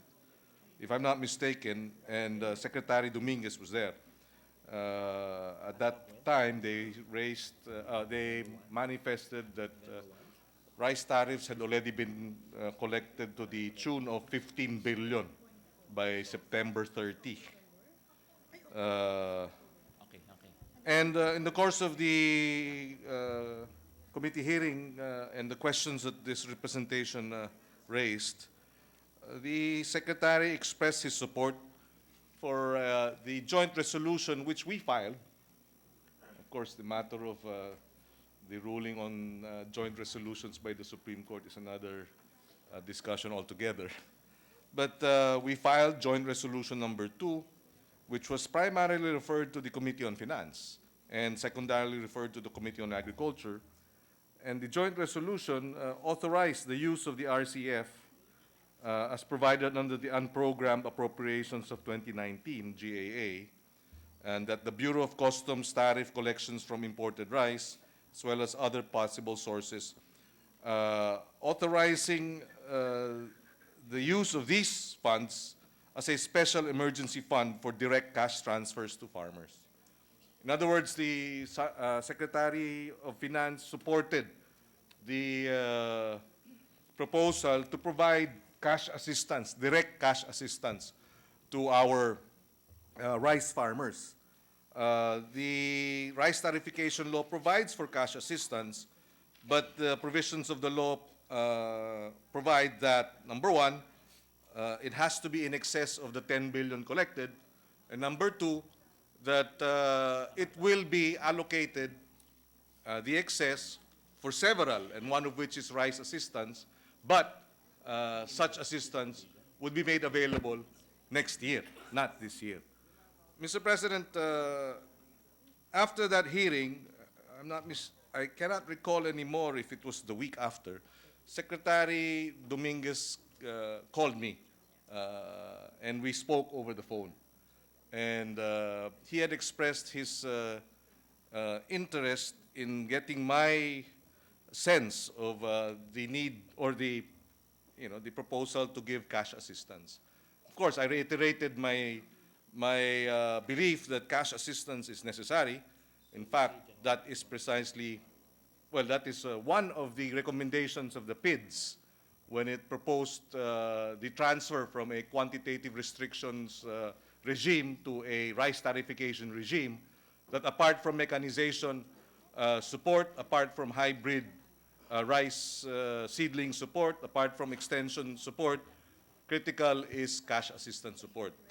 So the Secretary informed me that in a cabinet meeting of in Malacanang, the discussion on cash assistance, direct cash assistance, was actually tackled, and that there was the inclination to immediately provide cash assistance to our rice farmers, precisely because they are bearing the brunt of the drop in palay prices.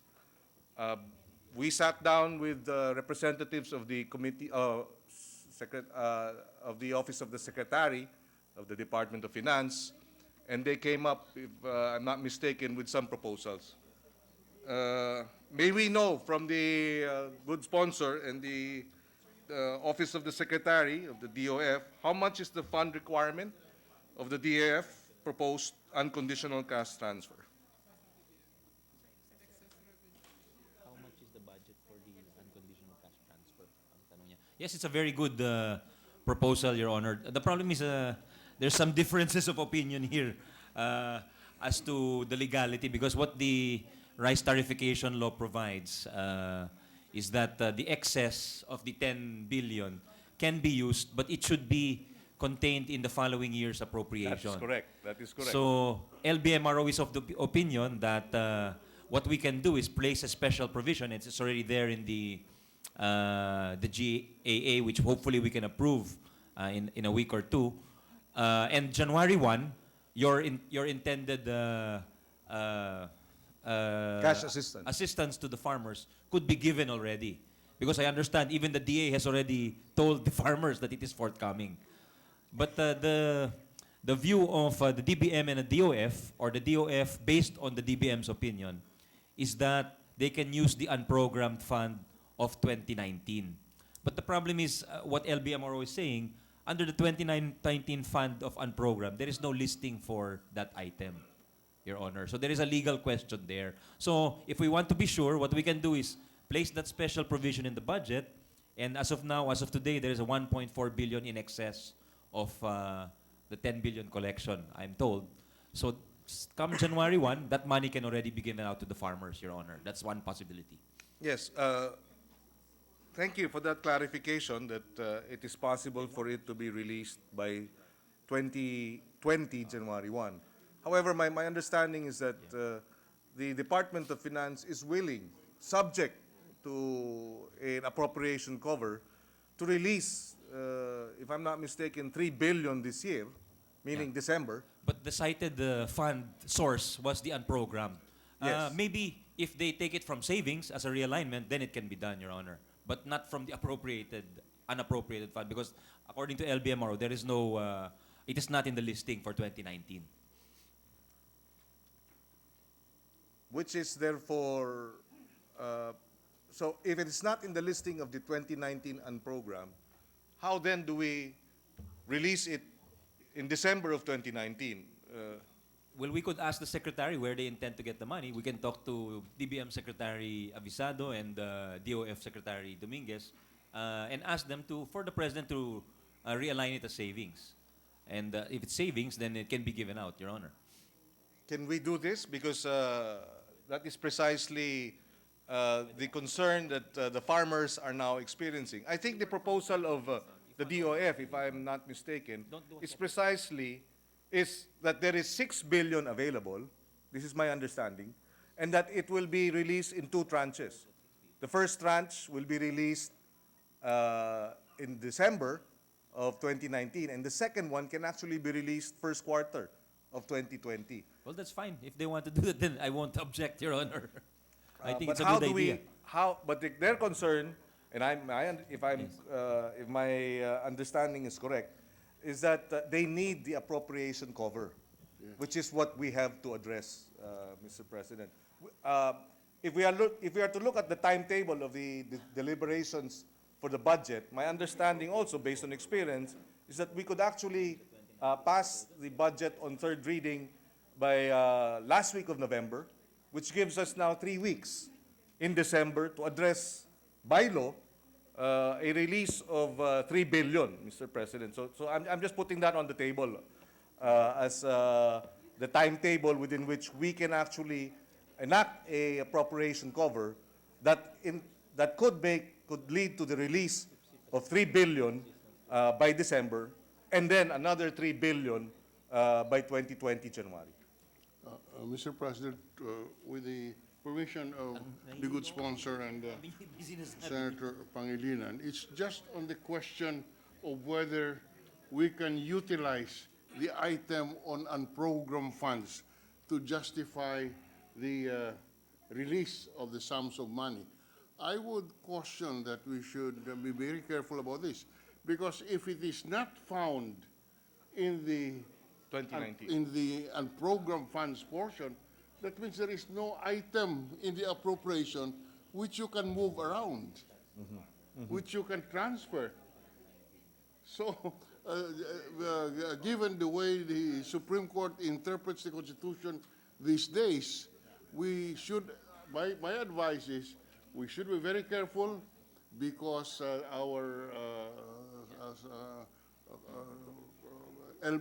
RMO has taken the view that we cannot utilize the unprogrammed funds for the very reason that it is not enumerated as one of those which can be used as a basis for these funds. So you cannot move around these funds since there is no item in the first place. Yes. Your Honor, if I may, Mr. President, the LBMRO, through Attorney Doblan, is saying that there is an item called the support for infrastructure projects and social programs under the unprogrammed appropriations. This totals 8,072,000,000 approximately, and it shall be used for support for infrastructure and social programs such as, but not limited to, the following: payment of premiums and related expenses to insure government against natural human-induced calamities, modernization and capacity, fuel subsidy, Siargao Airport. But it is not an exclusive listing. So she's saying it is, if we interpret it widely, it could be used as an appropriations cover, Your Honor. Yeah, just before Senator Recto takes the floor, I am just placing this caution on record, because today we are confronted with a Supreme Court decision which voided our joint resolution allowing the use of the budget of the tarification funds, if I'm not mistaken, to be used for not the tarification fund, using a joint resolution to amend a law. So, this may not be squarely be applicable to this situation, but this indicates the thinking of the Supreme Court when it comes to legalities of fund disbursement where a constitutional provision is cited. That's all, Mr. President, that I'm saying. Mr. President, perhaps the way forward is to pass a supplemental budget in the last 2 weeks of December. We are open to that, Your Honor. We are open. So that If the chamber could come to an agreement with the leadership as to the course of action, as I said, we have no objections whatsoever. And if it is We think it's a good idea. And if it is supported by Malacanang, perhaps it can be certified as urgent. And therefore, we can pass it as early as the last week of November. Yes, Your Honor. And regarding the minority leaders' manifestations, they're also well taken, which is why we converted our resolution to a bill. And we told the House to do the same in order that regarding the extension, the issue of extension of the 2019 budget validity, because we wanted to cover all the bases, all the legal bases. And we thank the minority leader for that contribution because we didn't even know there was such a case. It was really hot pandesal or fresh off the press. And when we asked the Supreme Court, they had not even drafted the final decision yet. It was only a press release. So thank you, Minority Leader, Mr. President. Yes, just a point of information with the permission of Yes, the... yes, please. Yeah, that, four things come to mind, Mr. President. The first is that in the committee report in the Senate today, at least for 2020, I did propose, which was accepted by the committee, to have an item in the unprogrammed appropriations of 10 billion, the utilization of excess tariff revenues from rice importation. That's already in the committee report. That's what I was citing, and we credit Senator Recto for that, Mr. President. And that's the one I was saying. If we pass the budget on time, come January 1, that's the legal Sigurado cover. meron na. There's for- a legal yes, cover. yes. Okay, second item. The other way of doing it is a supplemental budget, as mentioned. But there is another law that we just passed in the recent Congress, which I principally authored and sponsored by Senator De Lima, which is the institutionalization of the 4Ps. Under that law, priority is given to farmers and fishermen.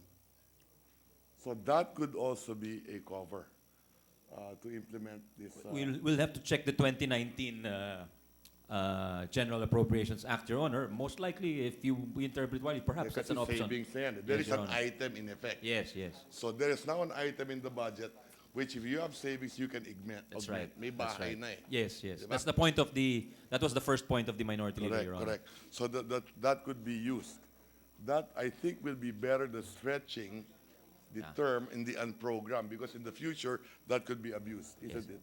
Yes, Your Honor. But sa akin, kung anong i-decision po ng Kamara, i-respeto po natin. Yeah. And finally, on the issue of giving cash transfers to farmers, I look at it this way, Mr. President.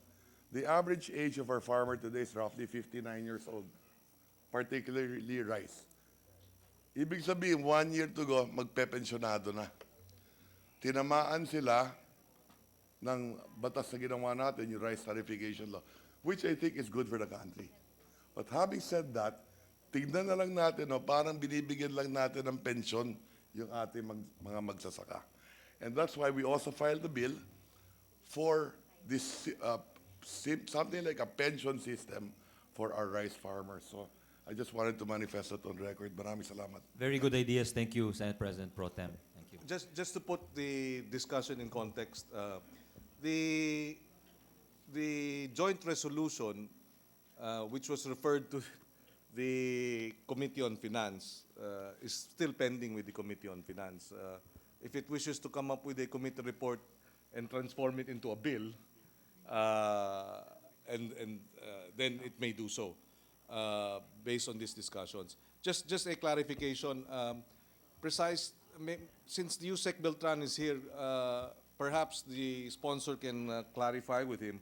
The understanding is we can make available 3 billion in December and another 3 billion in the first quarter of the year for the direct cash assistance. Is that right?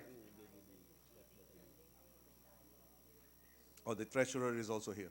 Yeah, the cash is available, Your Honor. I think Yes. the only concern is the legality. Precisely. So we can make, and I think the proposal, based on the computations made by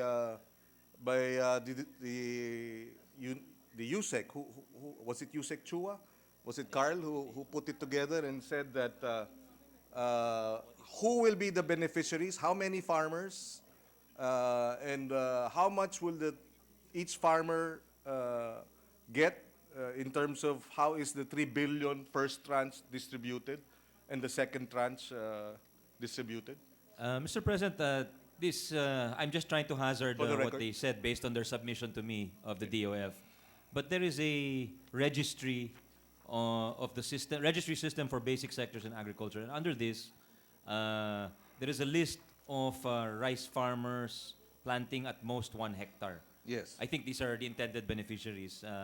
There are 416,972 in provinces which experience an income loss of at least 2 pesos per kilo. So I think these are the most vulnerable, and they would be the ones prioritized, Your Honor. Yes. And they would be receiving how much, estimate, per farmer? So that we have an idea exactly what this is. There are a number of options on the table, Your Honor. So I think the range is between 6,000 to 22,000, depending on the scheme adopted, Your Honor. So So this there are is- three. We are told there are three options being considered. The first option is an amount per farmer of around 6,000 pesos. This is based on a fixed formula of 1 peso 52 per kilo compensation. The second option is each farmer will get a compensation equivalent to the average price fall in his respective province, which ranges from around 2 to 5.6 pesos per kilo. The third option is all farmers will get a fixed 3 pesos 15 centavos per kilo compensation, Your Honor. So those are the options on the table. Well, these options now placed on record may be considered precisely by the committee. We'll definitely consult you and Senator Villar. You are considered the experts here on agriculture, Your Honor. Thank you, thank you. I just Mr. wanted that President. placed on record. With the President of Senator Senator Lacson, Pangilinan and the with the sponsor. permission, yes. I share the concern raised by Senator Drilon simply because the rice tariffication law is very clear. You know. It says here, Section 13, the excess tariff revenue shall be earmarked by Congress and included in the General Appropriations Act of the following year. Yes. So how can we use the excess collection, excess tariff, in 2019 when the law is explicit that Congress will earmark the excess tariff gagamitin susunod na GAA. So pang 2020 talaga yan, Mr. Yes. President. Yes, Mr. Chairman. My understanding is the proposal of the Secretary of Finance and the DOF is precisely, it will not be taken Yes. from the tariff. Just to clarify that issue, the law is clear. Tama po si Senator Lacson that's the provision of the law. If you're using the money or the proceeds of the rice tariffication fund, kailangan sa following year po.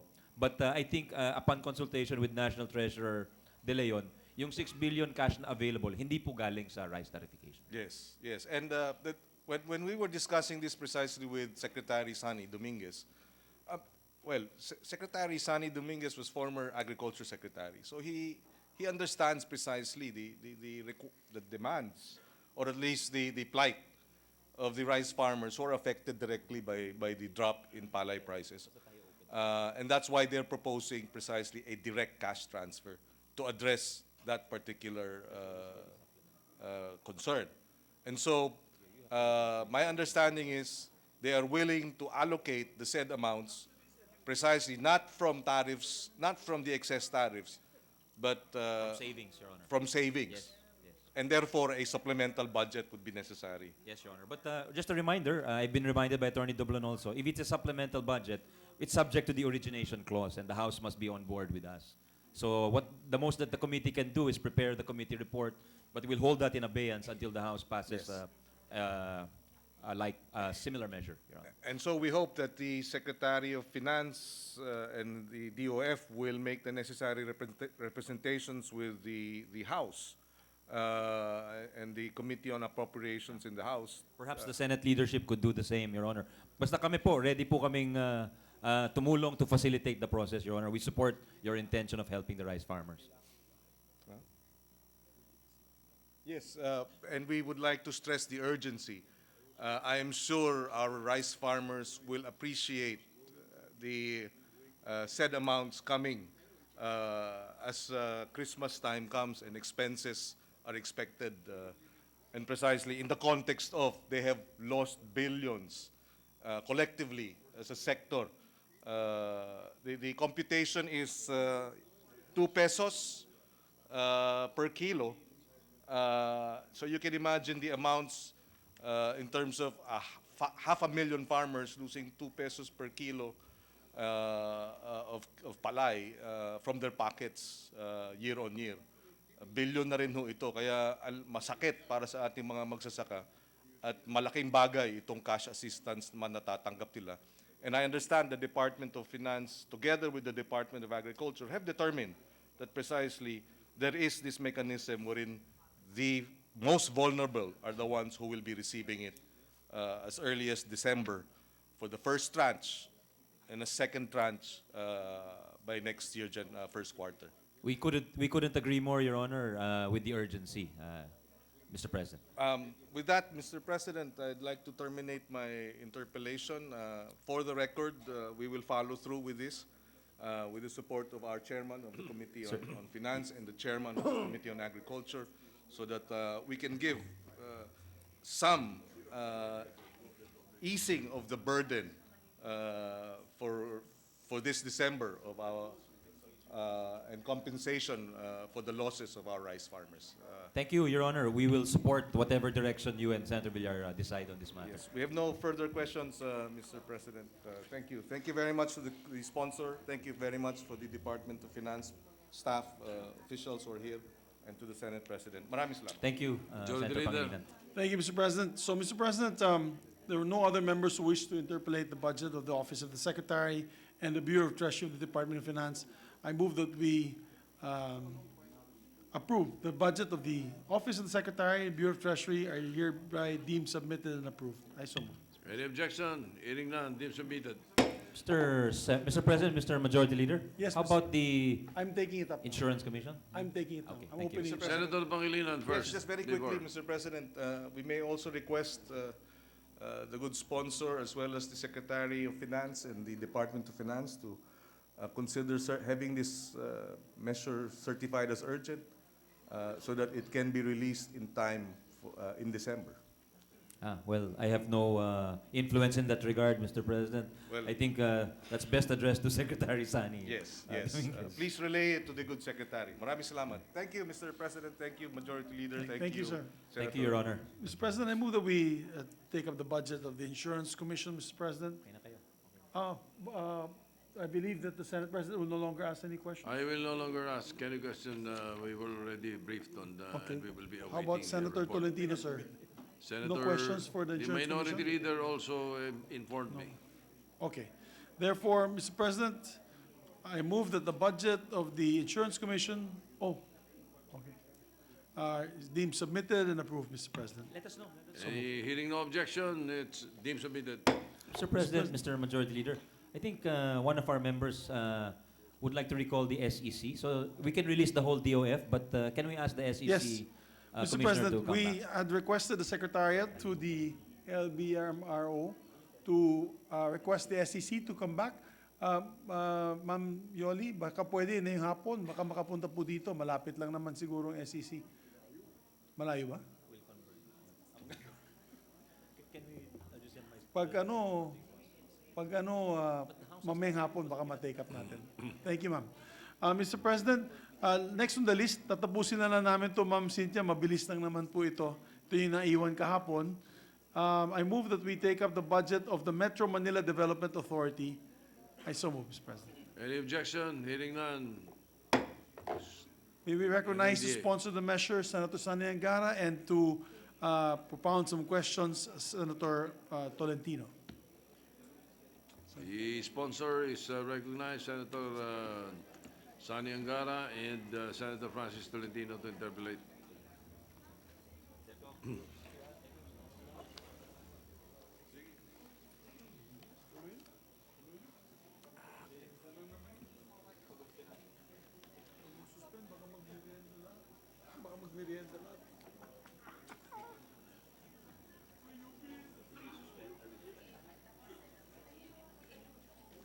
Are we suspended, Nick? Mag-suspend ba tayo ng 4 o'clock? 4 o'clock? Boss, thank you for your Hindi naman narinig niyo. Lumabas na yung decision ng Supreme Court sa nurse. Kung sa talaga, hindi pwedeng joint resolution. Hindi kaya sabi pa niya, kayo doon sa price tarification, yung sinabi natin, hindi valid yung Mr. President, the good sponsor can perhaps yield to some questions concerning the MMDA. Of course, to the number one fan, the gentleman from Housing Committee, who is the number one fan of the New Orleans Pelicans in the Philippines. And the Houston Rockets, And the Los Angeles Lakers. Los Angeles Clippers, and 5 other teams, Mr. President. Mr. President, the good sponsor probably has been brief and is familiar with existing laws, especially the newly crafted law creating the Department of Housing, and I'm sure he was one of the sponsors, Mr. President. This is not really an array of questioning, but a clarificatory line of questioning to further clarify and delineate the roles about to be played by the newly created Department of Housing, as well as the existing MMDA, Mr. President. Mr. President, meron pong isang ginagampanang tungkulin ng MMDA na sa palagay ko po ay hindi masyadong nauunawaan ng publiko at madalas ay nakakalimutan na. And it has something to do with urban planning.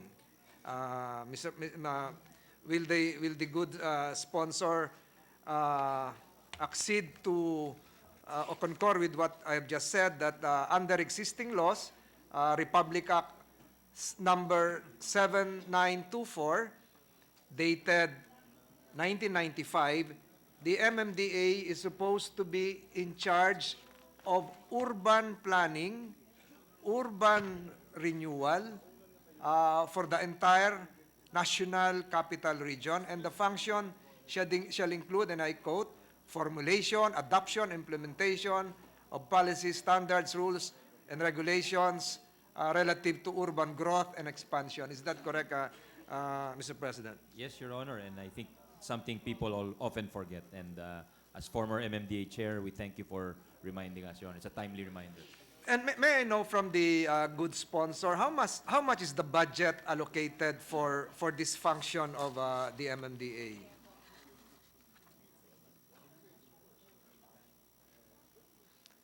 This very specific function, Mr. President, this is very important because it crisscross current problems being confronted by Metro Manilans, and there is a column appearing in the Manila Bulletin right now depicting Metro Manila as the bad neighbor of several big urban areas, notably Singapore, Hong Kong, Jakarta, Kuala Lumpur, among others, Mr. President. Your Honor, I'm told that there is no specific item for the urban planning in the 2020 GAA, but I was told by the MMDA officer that there is an item for planning from internal in their budget for 2020. We're just getting the amount, Your Honor. And the budget, Mr. President, right now of MMDA is how much? 4.1 billion, Your Honor. Not 4.1 trillion. That's the national budget. 4.1 billion. No, Your Honor. Alam mo, Mr. President, nung alam din to ni Senator Gatchalian, nung ako po ay MMDA chairman, ang budget po ng MMDA nung panahon ko, 980 million pesos. And we were able to survive. Senator Gatchalian was always my He's shaking his head, Your Honor. convenor He's as shaking mayor his of Valenzuela City. He would always co-chair the Regional Development Council when we convened the RDC for Metro Manila. And with meager resources, Mr. President, we were able to meet the requirements of MMDA then, 980 million, including the traffic problems, flood control, and this urban planning, Mr. President. Sinasabi ko lang po yan dahil I would like to remind the current MMDA leadership, napakaswerte nyo po. Very supportive po yung Committee on Finance headed by Senator Angara. Ang laki po ng budget ninyo, kaya po much is expected. And we hope to hear a lot from you concerning urban planning. Bakit po? the problem of MMDA right now is not just the overlapping functions of other agencies. Notably now, we have the newly created Department of Housing, Human Settlements, na siguro mag-aagawan sa tungkulin sa turf, pero kayo po yung specific law. Even if there is a new law, the Housing Department is a general law, the MMDA's charter is a specific law, special law, and elementary statutory construction would dictate that the special law would prevail. So assert your right. Tama po ba yun, Mr. Chair? If I remember my statutory construction and legal method, I think it's correct, Your Honor. Maraming It was a salamat. long time ago. It was a long time. Maraming salamat. Mas senior ho kayo sa akin sa law school. Maraming salamat, Mr. Chair.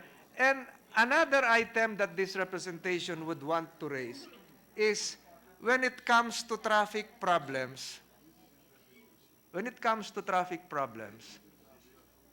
rule is the later law should prevail over an earlier law, and I'm now referring to the local government code, which is general in application, circa 1992, as against the MMDA charter, which is 1995. Again, Mr. Chair, the statutory construction rule is that the MMDA charter should prevail. Am I correct? Yes, but on what specific issue, Your Honor? Traffic. On traffic. Yes, because Mr. President, lagi ko po naririnig, with due respect to our friends from MMDA, ang sinasabing rason minsan, may sariling traffic regulations si Senator Gatchalian sa Valenzuela, may sariling traffic regulations si Senator Binay sa Makati, may sariling traffic regulations si Senator Cayetano sa Taguig, and so on and so forth. Mr. President, the MMDA charter is clear that for purposes of traffic management, the MMDA Charter Republic Act 7924 should prevail. And if I'm not mistaken, Mr. President, I've said a while ago that the MMDA should be more assertive in exercising traffic management. Are you in agreement with me, Mr. President? Mr. Chair? I will adopt your opinion, Mr. President, which I think is legally and practically speaking, the more palatable opinion. Because imagine if which is happening, all the LGUs have their own traffic ordinances. They have their own odd even. So someone crossing over the boundary from Mandaluyong to San Juan into Makati suddenly has to change his car because there are different ordinances banning odd even. So I think as a practical matter, that's the role of the MMDA. But again, we're cognizant of the history of the MMDA, and they've often complained that they have no coercive powers over the mayors, Your Honor. So kahit isuway ng mga mayor ang MMDA, wala talagang magawa ang MMDA, kahit sila yung tama. I beg to disagree, Mr. Chair, Mr. President, kasi maliwanag po sa batas, yung transport and traffic management functions ng MMDA, nakalagay po doon yung metro-wide functions nila, administration, and I quote, administration, implementation of all traffic enforcement operations, traffic engineering, services, and traffic education programs, including the institution of a single ticketing system in Metro Manila. Having said that, Mr. President, I think this is a timely reminder to the MMDA family that they should be assertive of their functions. May I know, Mr. President, from the sponsor, how much is the budget for traffic? There is a item in the MMDA budget called Metropolitan Manila Traffic Management Program. That's totaling about approximately 1.03 billion, Your Honor. 1.03 billion for 2020. And this is, as I've said, this is almost equivalent to the entire budget when I first stepped inside the MMDA premises. That was 2011 or 2010. Having said that, Mr. President, the records will show from COA and from other agencies that in 2017, again, no offense to the MMDA family, this very important function, insofar as this function is concerned, traffic management, yung disbursement rate over appropriation ng MMDA 2017 is just 1.75%. In 2018, it's 9.91%. In 2019, if I'm not correct, it's less than 10%. So ito pong napakahalagang gawaing ito. Bakit hindi po natin nagagamit yung dapat gamitin? Siguro pambili ng mga traffic lights, pambili ng mga traffic signals, among others, Mr. President.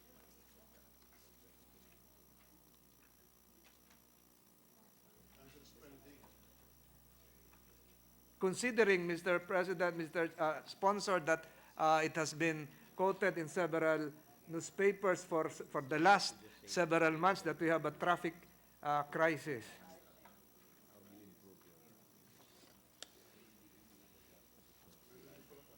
Yes, they agree with you, Your Honor, that they need to fast track, but they're saying it's quite hard for some of the larger projects, but they will endeavor to do as you say. No, but the 1.75% for the entire year is quite low. It's for 2017, talaga ang baba. Ito po yung time na kasagsagan ng paggawa ng Skyway 3 at marami pa hong ibang proyekto na nagkaroon din na talaga ng matinding trapiko. No offense meant to my friends from the MMDA. Just not making excuses, Your Honor, but that was when the new chair came in, and I think there was a transition period where it took some time to bid out a large project. So again, they confirm what you are saying, and they agree with you that they should speed up And their 2018 is disbursements, Your Honor. 9.91%.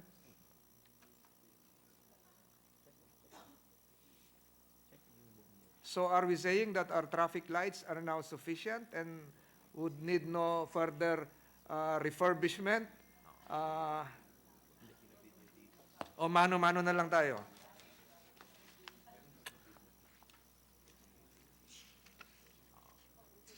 Sorry, could you repeat the question, Your Honor? So are we saying that our traffic system, signal lights are now more than sufficient, that would probably need no refurbishment, no upgrading insofar as how many intersections are concerned, Mr. Chairman, do we have in Metro Manila? For the information of the good chair, lahat po ng intersections sa Metro Manila, halos MMDA. Even the small streets traversing Kamanava.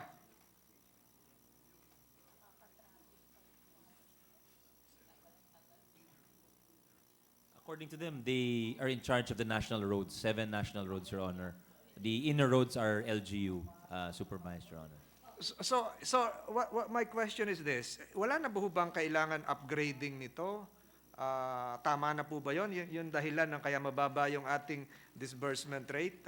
Just a reminder, that question is just a reminder insofar as the utilization rate of MMDA's traffic management team is concerned.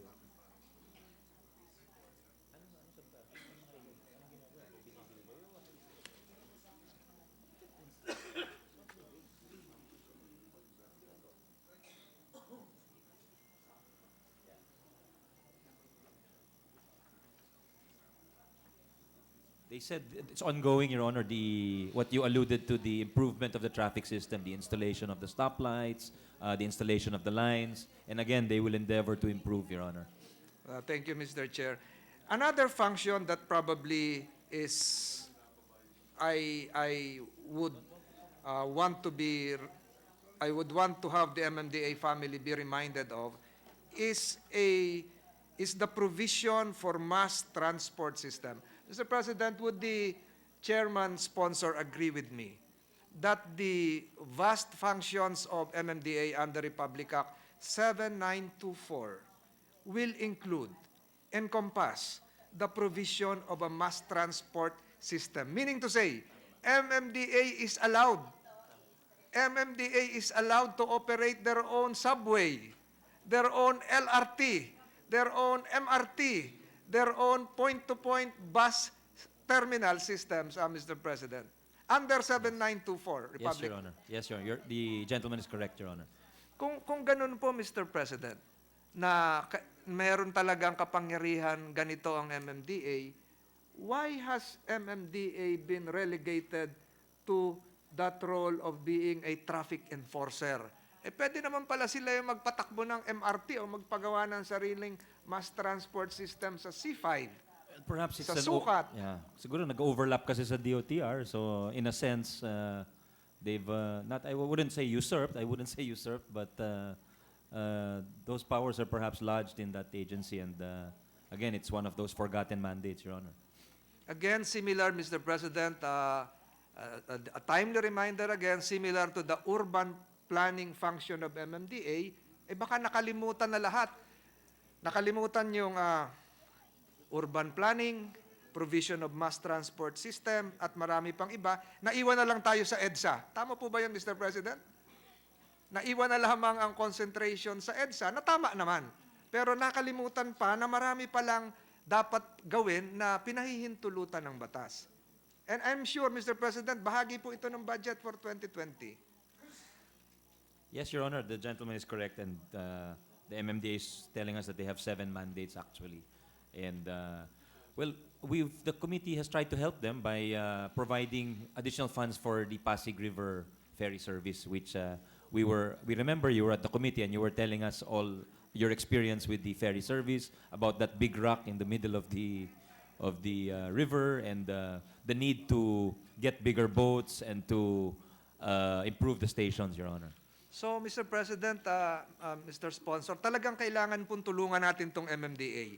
Nandito pala yung kapangyarihan, nandito pala yung poder, nandito pala yung batas na legal, na hindi na kailangan gumawa pa ng iba't ibang ahensya. I'm referring now to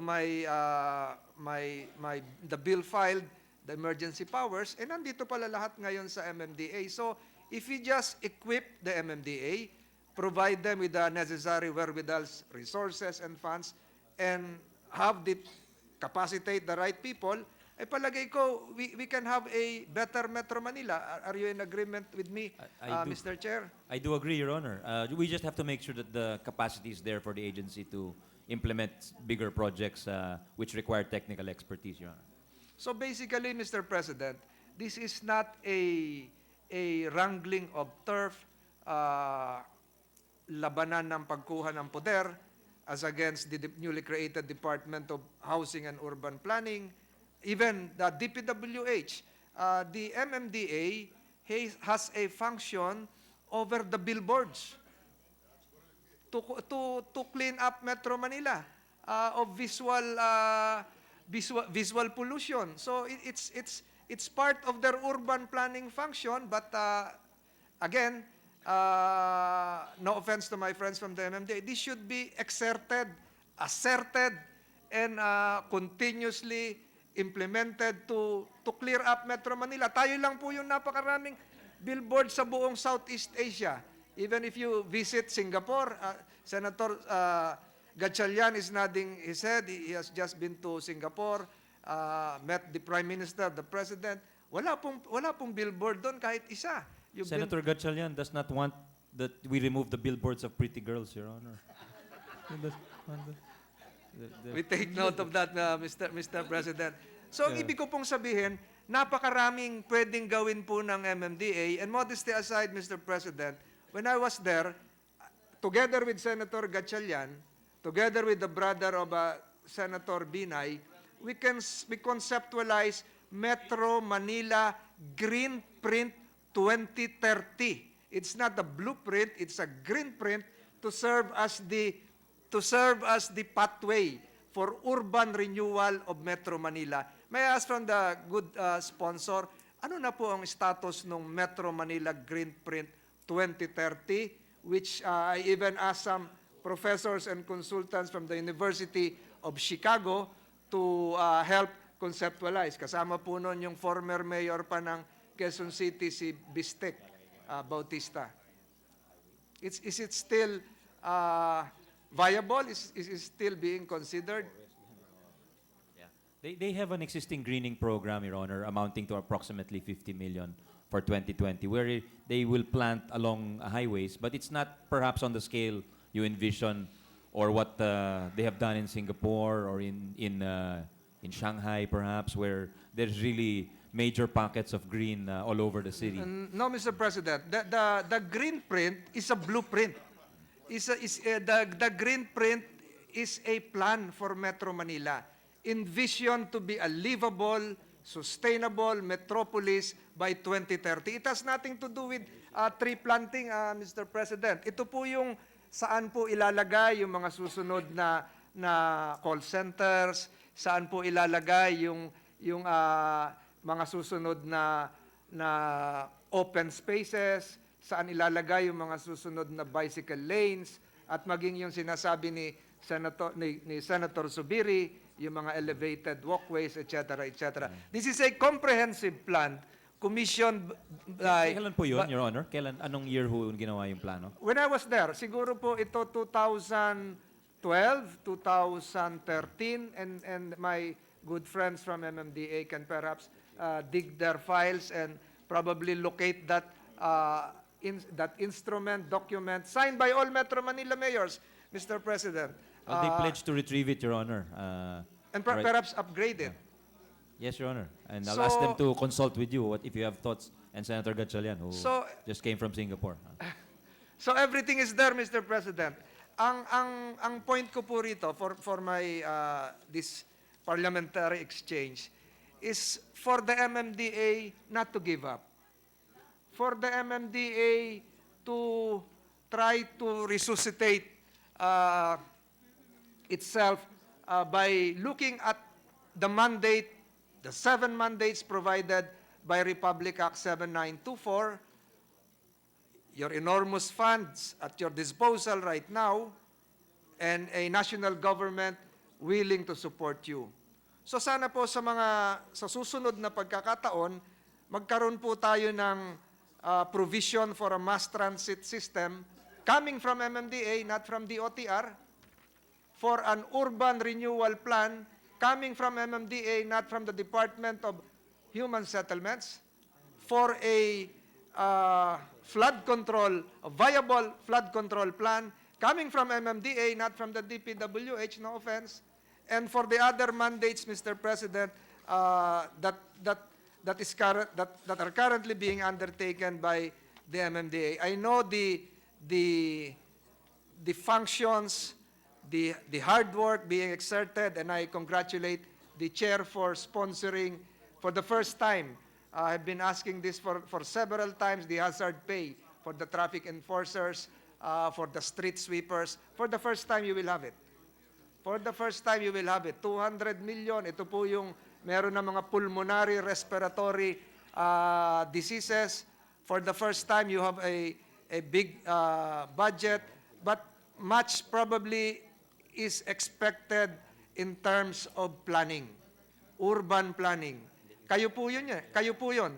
I would suggest, Mr. President, the good chair, that perhaps even before the implementation of the 2020 budget, the MMDA hierarchy can provide your committee a brief outline of what their plans are insofar as the next 2.5 years is concerned, Mr. President. Yes, they said they can do that, Your Honor.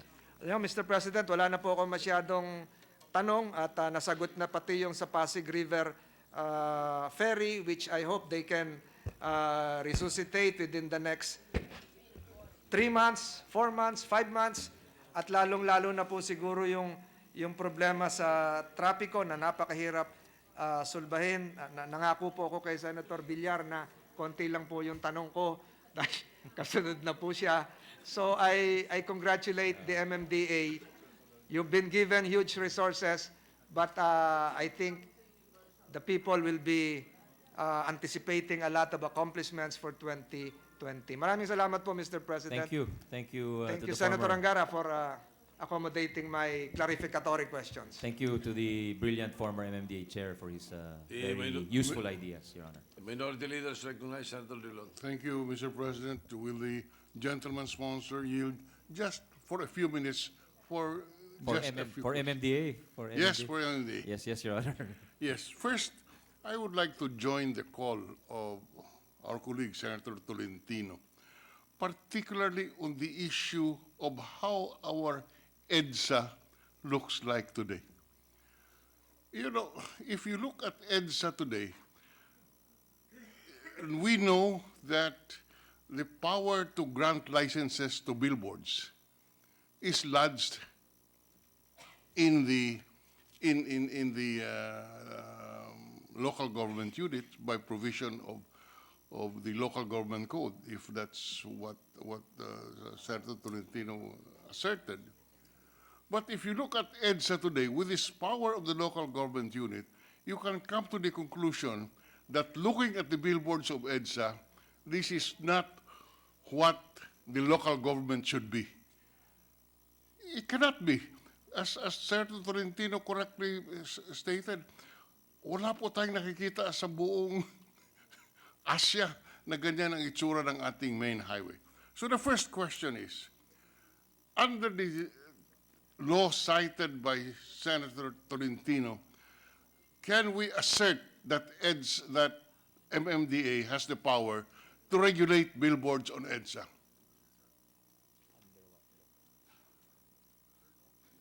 According to them, during the time of the predecessor of Chairman Lim, there was a MOA signed between MMDA and DPWH, where the power to regulate the billboards was given to DPWH, Your Honor. Yes, maybe because I'm Not certainly in the time of Senator Tolentino, but under. No, what is the role of the local government here? Because hindi ba sila ang nagbibigay ng permit? The local government gives the building permit, Your Honor. So what is this MOA all about? Maybe If Senator I- Tolentino can help us. If I may interject with the permission of the gentlemen, Senators Drilon and Angara, Yes, please. there was indeed a memorandum of agreement between MMDA and a certain unit of the DPWH in charge of billboard regulations. Yes. It is still in effect. Yes. So, the point here is the line of questioning of Senator Drilon, the minority leader, is who is really in charge. There are no guidelines. What we have, Mr. President, right now is a self-policing mechanism envisioned by the ad boards, the private advertising groups concerning billboards. But I agree with the minority leader that we have converted EDSA into a billboard avenue, Yes. and it has appeared that we are the only mega city doing this. If we cannot solve the traffic immediately, at least I think the line of questioning of Senator Drilon is that we can at least clean EDSA of its visual blight and probably have a more aesthetic main thoroughfare for Metro Manila. That's all, Mr. President. Yes, did I get it correctly, Mr. Sponsor, that there is a MOA between DPWH and MMDA, which basically said that the power to regulate billboards is lodged in whom? In the DPWH, just to regulate the sizes and the All right. So since it is only a MOA, we are saying that the power belongs to the MMDA. they're saying it's a joint power exercised by MMDA and the LGUs, Your Honor. The joint, it's a I thought we said DPWH. Yes, but they also, as you mentioned earlier, the LGUs also have some degree of power over it because they issue the building permit, Your Honor. So that's what we're referring to. I am as confused as anyone. Because, okay, if we terminate the MOA between MMDA and DPWH. Would that enable you to exercise your powers? Ano, because right now, nagtuturoan tayo kung sino may power to regulate. That's why we have a billboard avenue here. Mr. President, with the permission of the gentleman again, to clarify, the original mandate under the National Building Code is lodged with the DPWH. Yes, I know that, yes. A memorandum agreement was entered into between DPWH and MMDA, transferring to the MMDA said function insofar as Metro Manila is concerned. Apparently, Mr. President, there were some protests, plural, coming from private advertising organizations asserting that they have the right to police their own ranks. Jesus Christ. And apparently they went to court. There were multiple suits filed, and I'm not so sure of the exact status now. But you're correct. In the building code, it's DPWH. But to simplify, it entered into an agreement with MMDA. So MMDA has the right now Yes. to regulate as to the spacing, which should be 100 meters from each other, the correct size, the correct content. No lewd pictures should be there, and even the lumens of the lighting of the billboard, which are destructive to drivers, especially during nighttime in intersection areas, Mr. President. So it's with the MMDA. So if MMDA has the power, Mr. President, it can even provide that no billboards can be installed within 50 meters from the center of the road as a matter of traffic management and public safety. So that let them put up their billboards, but it should not interfere with and obstruct and distract the riding public. We must do some, I do not know, I have confidence in the political will of the present chairman, Danny Lim. I have known him for years, and I knew him to be a man who can stand on his principles and fight for it. Mr. Chair, if I may share, Mr. President, they're telling me that they have tried to do what you suggested and move some of the billboards, but multiple suits were filed against them, and there are injunctions to this day, Your Honor. It has been, and so what was the allegation in the complaint that formed the basis of the injunction?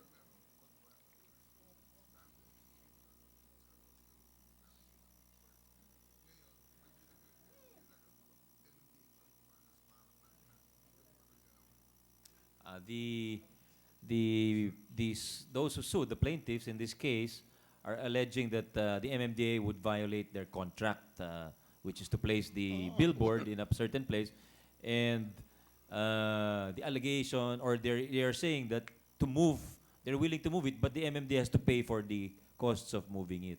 So that's the current status. If that is what they're saying, I am willing to support the appropriation of funds in order to fund the MMDA to move all of these billboards, because public interest is involved. The best thing really would be for Congress to enact a law, Your Honor. Sorry? Because I think the best thing would be for Congress to enact a law, because there is a mandate under the building code for the DPWH. There is the charter of the MMDA, but they say it's not sufficient enough for them to exercise these powers, because they have tried to exercise these powers, but they were tied up in court, Your Honor. Suppose we pass a law which will ban the billboards within 50 meters from the center. Can we trust that the MMDA will implement this law and just use its political will to remove all of this? Yes, Your Honor, they billboards? would support that bill. Because a question of the court issuing an injunction on the ground that the private billboard advertisers' income will be affected is abhorrent. This is public interest. But certainly, it's within the police power of Congress to enact that law, Yes. Your Honor. It's within the police power of the government. So we do hope that we can see some light insofar as this is concerned, you know, and we should not shirk from our responsibility to the public to provide us with a better management of traffic, including all these billboards on EDSA. I challenge the good sponsor, pakituro nga sa akin kung saan pa ibang lalawigan sa Asia na may ganitong EDSA. Really, there is none. Marami hong lalawigan at saka syudad. Kaso nasa Pilipinas ho lahat. Nasa Pilipinas ho lahat. Na kasing rami po ng EDSA. Pag pumunta kayo sa Marawi before the siege, hindi nyo naman po makita yung ilog doon dahil panay tarpaulin na nagko-congratulate sa kamag-anak na pumasa po ng bar exam, sa pumasa po ng nursing exam. Yes, well, at least hindi mo na po makita yung ilog. Yes, I have seen that, congratulating everyone. But this is part of their tradition and it's just to congratulate. Hindi po pinagkikitaan ito. Dito sa EDSA, talagang negosyo na at least. It's big money, Your Honor, because Yes. there were Huge people who money. offered me during the campaign. Of course, I did not take it up because they were offering like 500,000 a month for one billboard, Your Honor. Yeah, really, it's really a big business. And that is why the challenge to us is to allow public interest and to prevail over these selfishly motivated activities of these advertisers. I do hope that the present chairman or manager of the MMDA can suggest to us what legislation is needed in order to solve this. And I'm willing. They will study it, Your Honor. They will study it. We will have no opposition in the Senate. Because really, this is disgusting, the situation that we have. I was told Senator Gatchalian filed a bill when he was in Congress to regulate billboards. Maybe we Yeah, could maybe we- resurrect the bill, Your Honor, Yes, yes, Madam Ba. with So- certain exceptions, Your Honor. Well, With certain exceptions with respect to the content of the billboard, Your Honor. The, basta yung exception, hindi lang Ditson, ha? He filed the bill, Mr. President, with the permission of Secretary Drilon, on the sexy billboards. Sexy billboards. But I think he's changed his mind, because he hasn't filed it again. Thank you, Minority Leader. Thank you. Mr. President, may we recognize Senator Ralph Recto, Mr. President. Senator Ralph Recto, President Pro Tem, recognized. Thank you, Mr. President. Mr. President, this will be very quick. I just wanted to understand the very basic issues with the MMDA. How much is the budget of the MMDA? It's under the Senate version, Senate committee reports, 4.778 billion, Your Honor. Okay, 4.7 billion, but the NEP is 3.5, The NEP is 4.1 billion. Your Honor. 4.1. So we added 600 Yes, Your Honor. million. Now, No. Just to clarify, Your Honor, the House added 500. Correct. And So then we added 3.5. 160. Your so Honor. nadagdagan ng 1.1 billion. No, just 600, Your Honor. Just No, 600. the House and the Senate from Yeah, the the House NEP. added 500. We added 100 plus, so around 600 plus. Your Honor. 600, okay. So 4.7 billion, Yes, Your Honor. but that is not the total budget of the MMDA. No, I think they were speaking of some internal income, Your Honor. Yes. So the total budget of the MMDA is how much? Yeah, consolidated. Mga 8.5 billion. The total, if we include their internal funds, Your Honor, would be 8.85 billion. 8.85 billion. Yes, Your Honor. Pero pinag-uusapan lang natin dito yung 4.6. That's right. Is that correct? Okay, now, the MMDA has several functions. Yes, Your Honor. 7. Under their charter, there's 7, Your Honor. Okay. But you are spending basically on 3 basic functions. Tama ba? Is that correct? You have 3 main programs. Is that The correct? biggest programs under the GAB, Your Honor, those Okay. 3, yes. Traffic, Okay. So flood of the control 8 and billion, solid how waste, much do you yeah. spend on traffic management? outside the 4.7, Your Honor. Total, out of the total. 8 billion, how much do you spend on traffic management?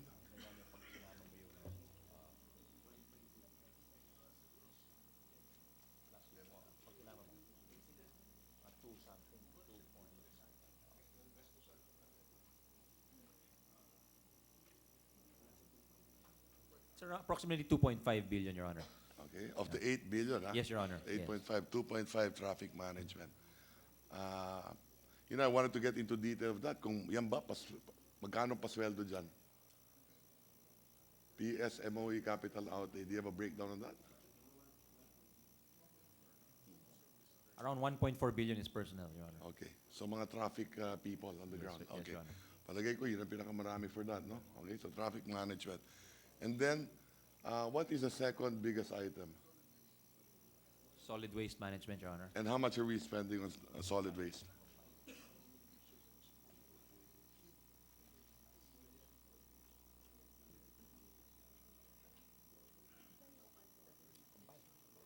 Dump sites. Around 4.2, Your Honor. 4.2 billion. 4.2. So you're spending more on solid Yes, waste Your Honor. than on the traffic. Yes, yes, Your Honor. Okay? And that 4.2 is basically what? Administering a dump site?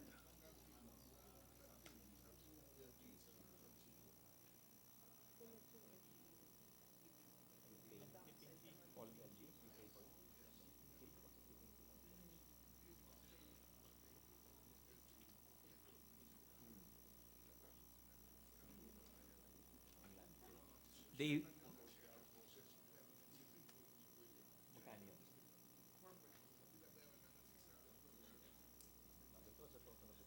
they pay this thing called the tipping fee of the local governments, Your Honor. So the local governments collect the garbage and they put it in a landfill. They pay the fee for the landfill, Your Honor. Okay. The subsidy for the landfill. Okay, and that landfill is owned by the private? Yes, Your Honor. Saan yung landfill natin? There's one in Navotas and there's two in Rizal, Your Honor. So And only... one in Clark, Your Honor. Okay, so only for Metro Manila waste? Yes, Your Honor. Hindi pwede from provinces dadalhin sa landfill na yon. Dedicated for Metro Manila?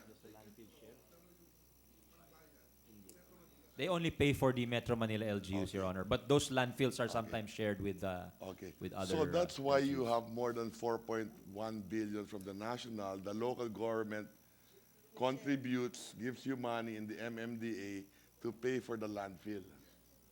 Okay? Tama?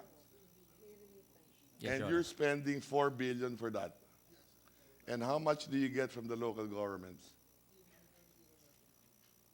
Are you spending more than what you're earning from the local governments?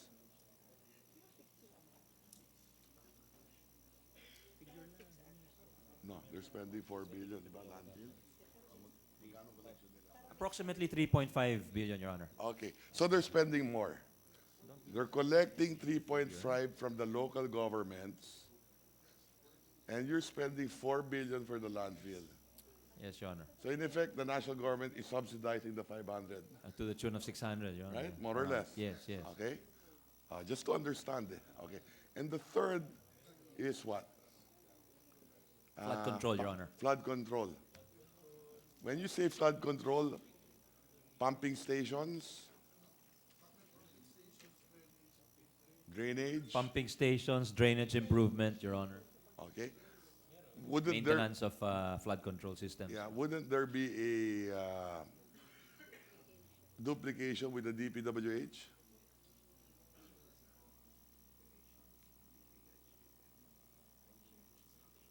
Because I've always assumed that flood control in Metro Manila is also DPWH.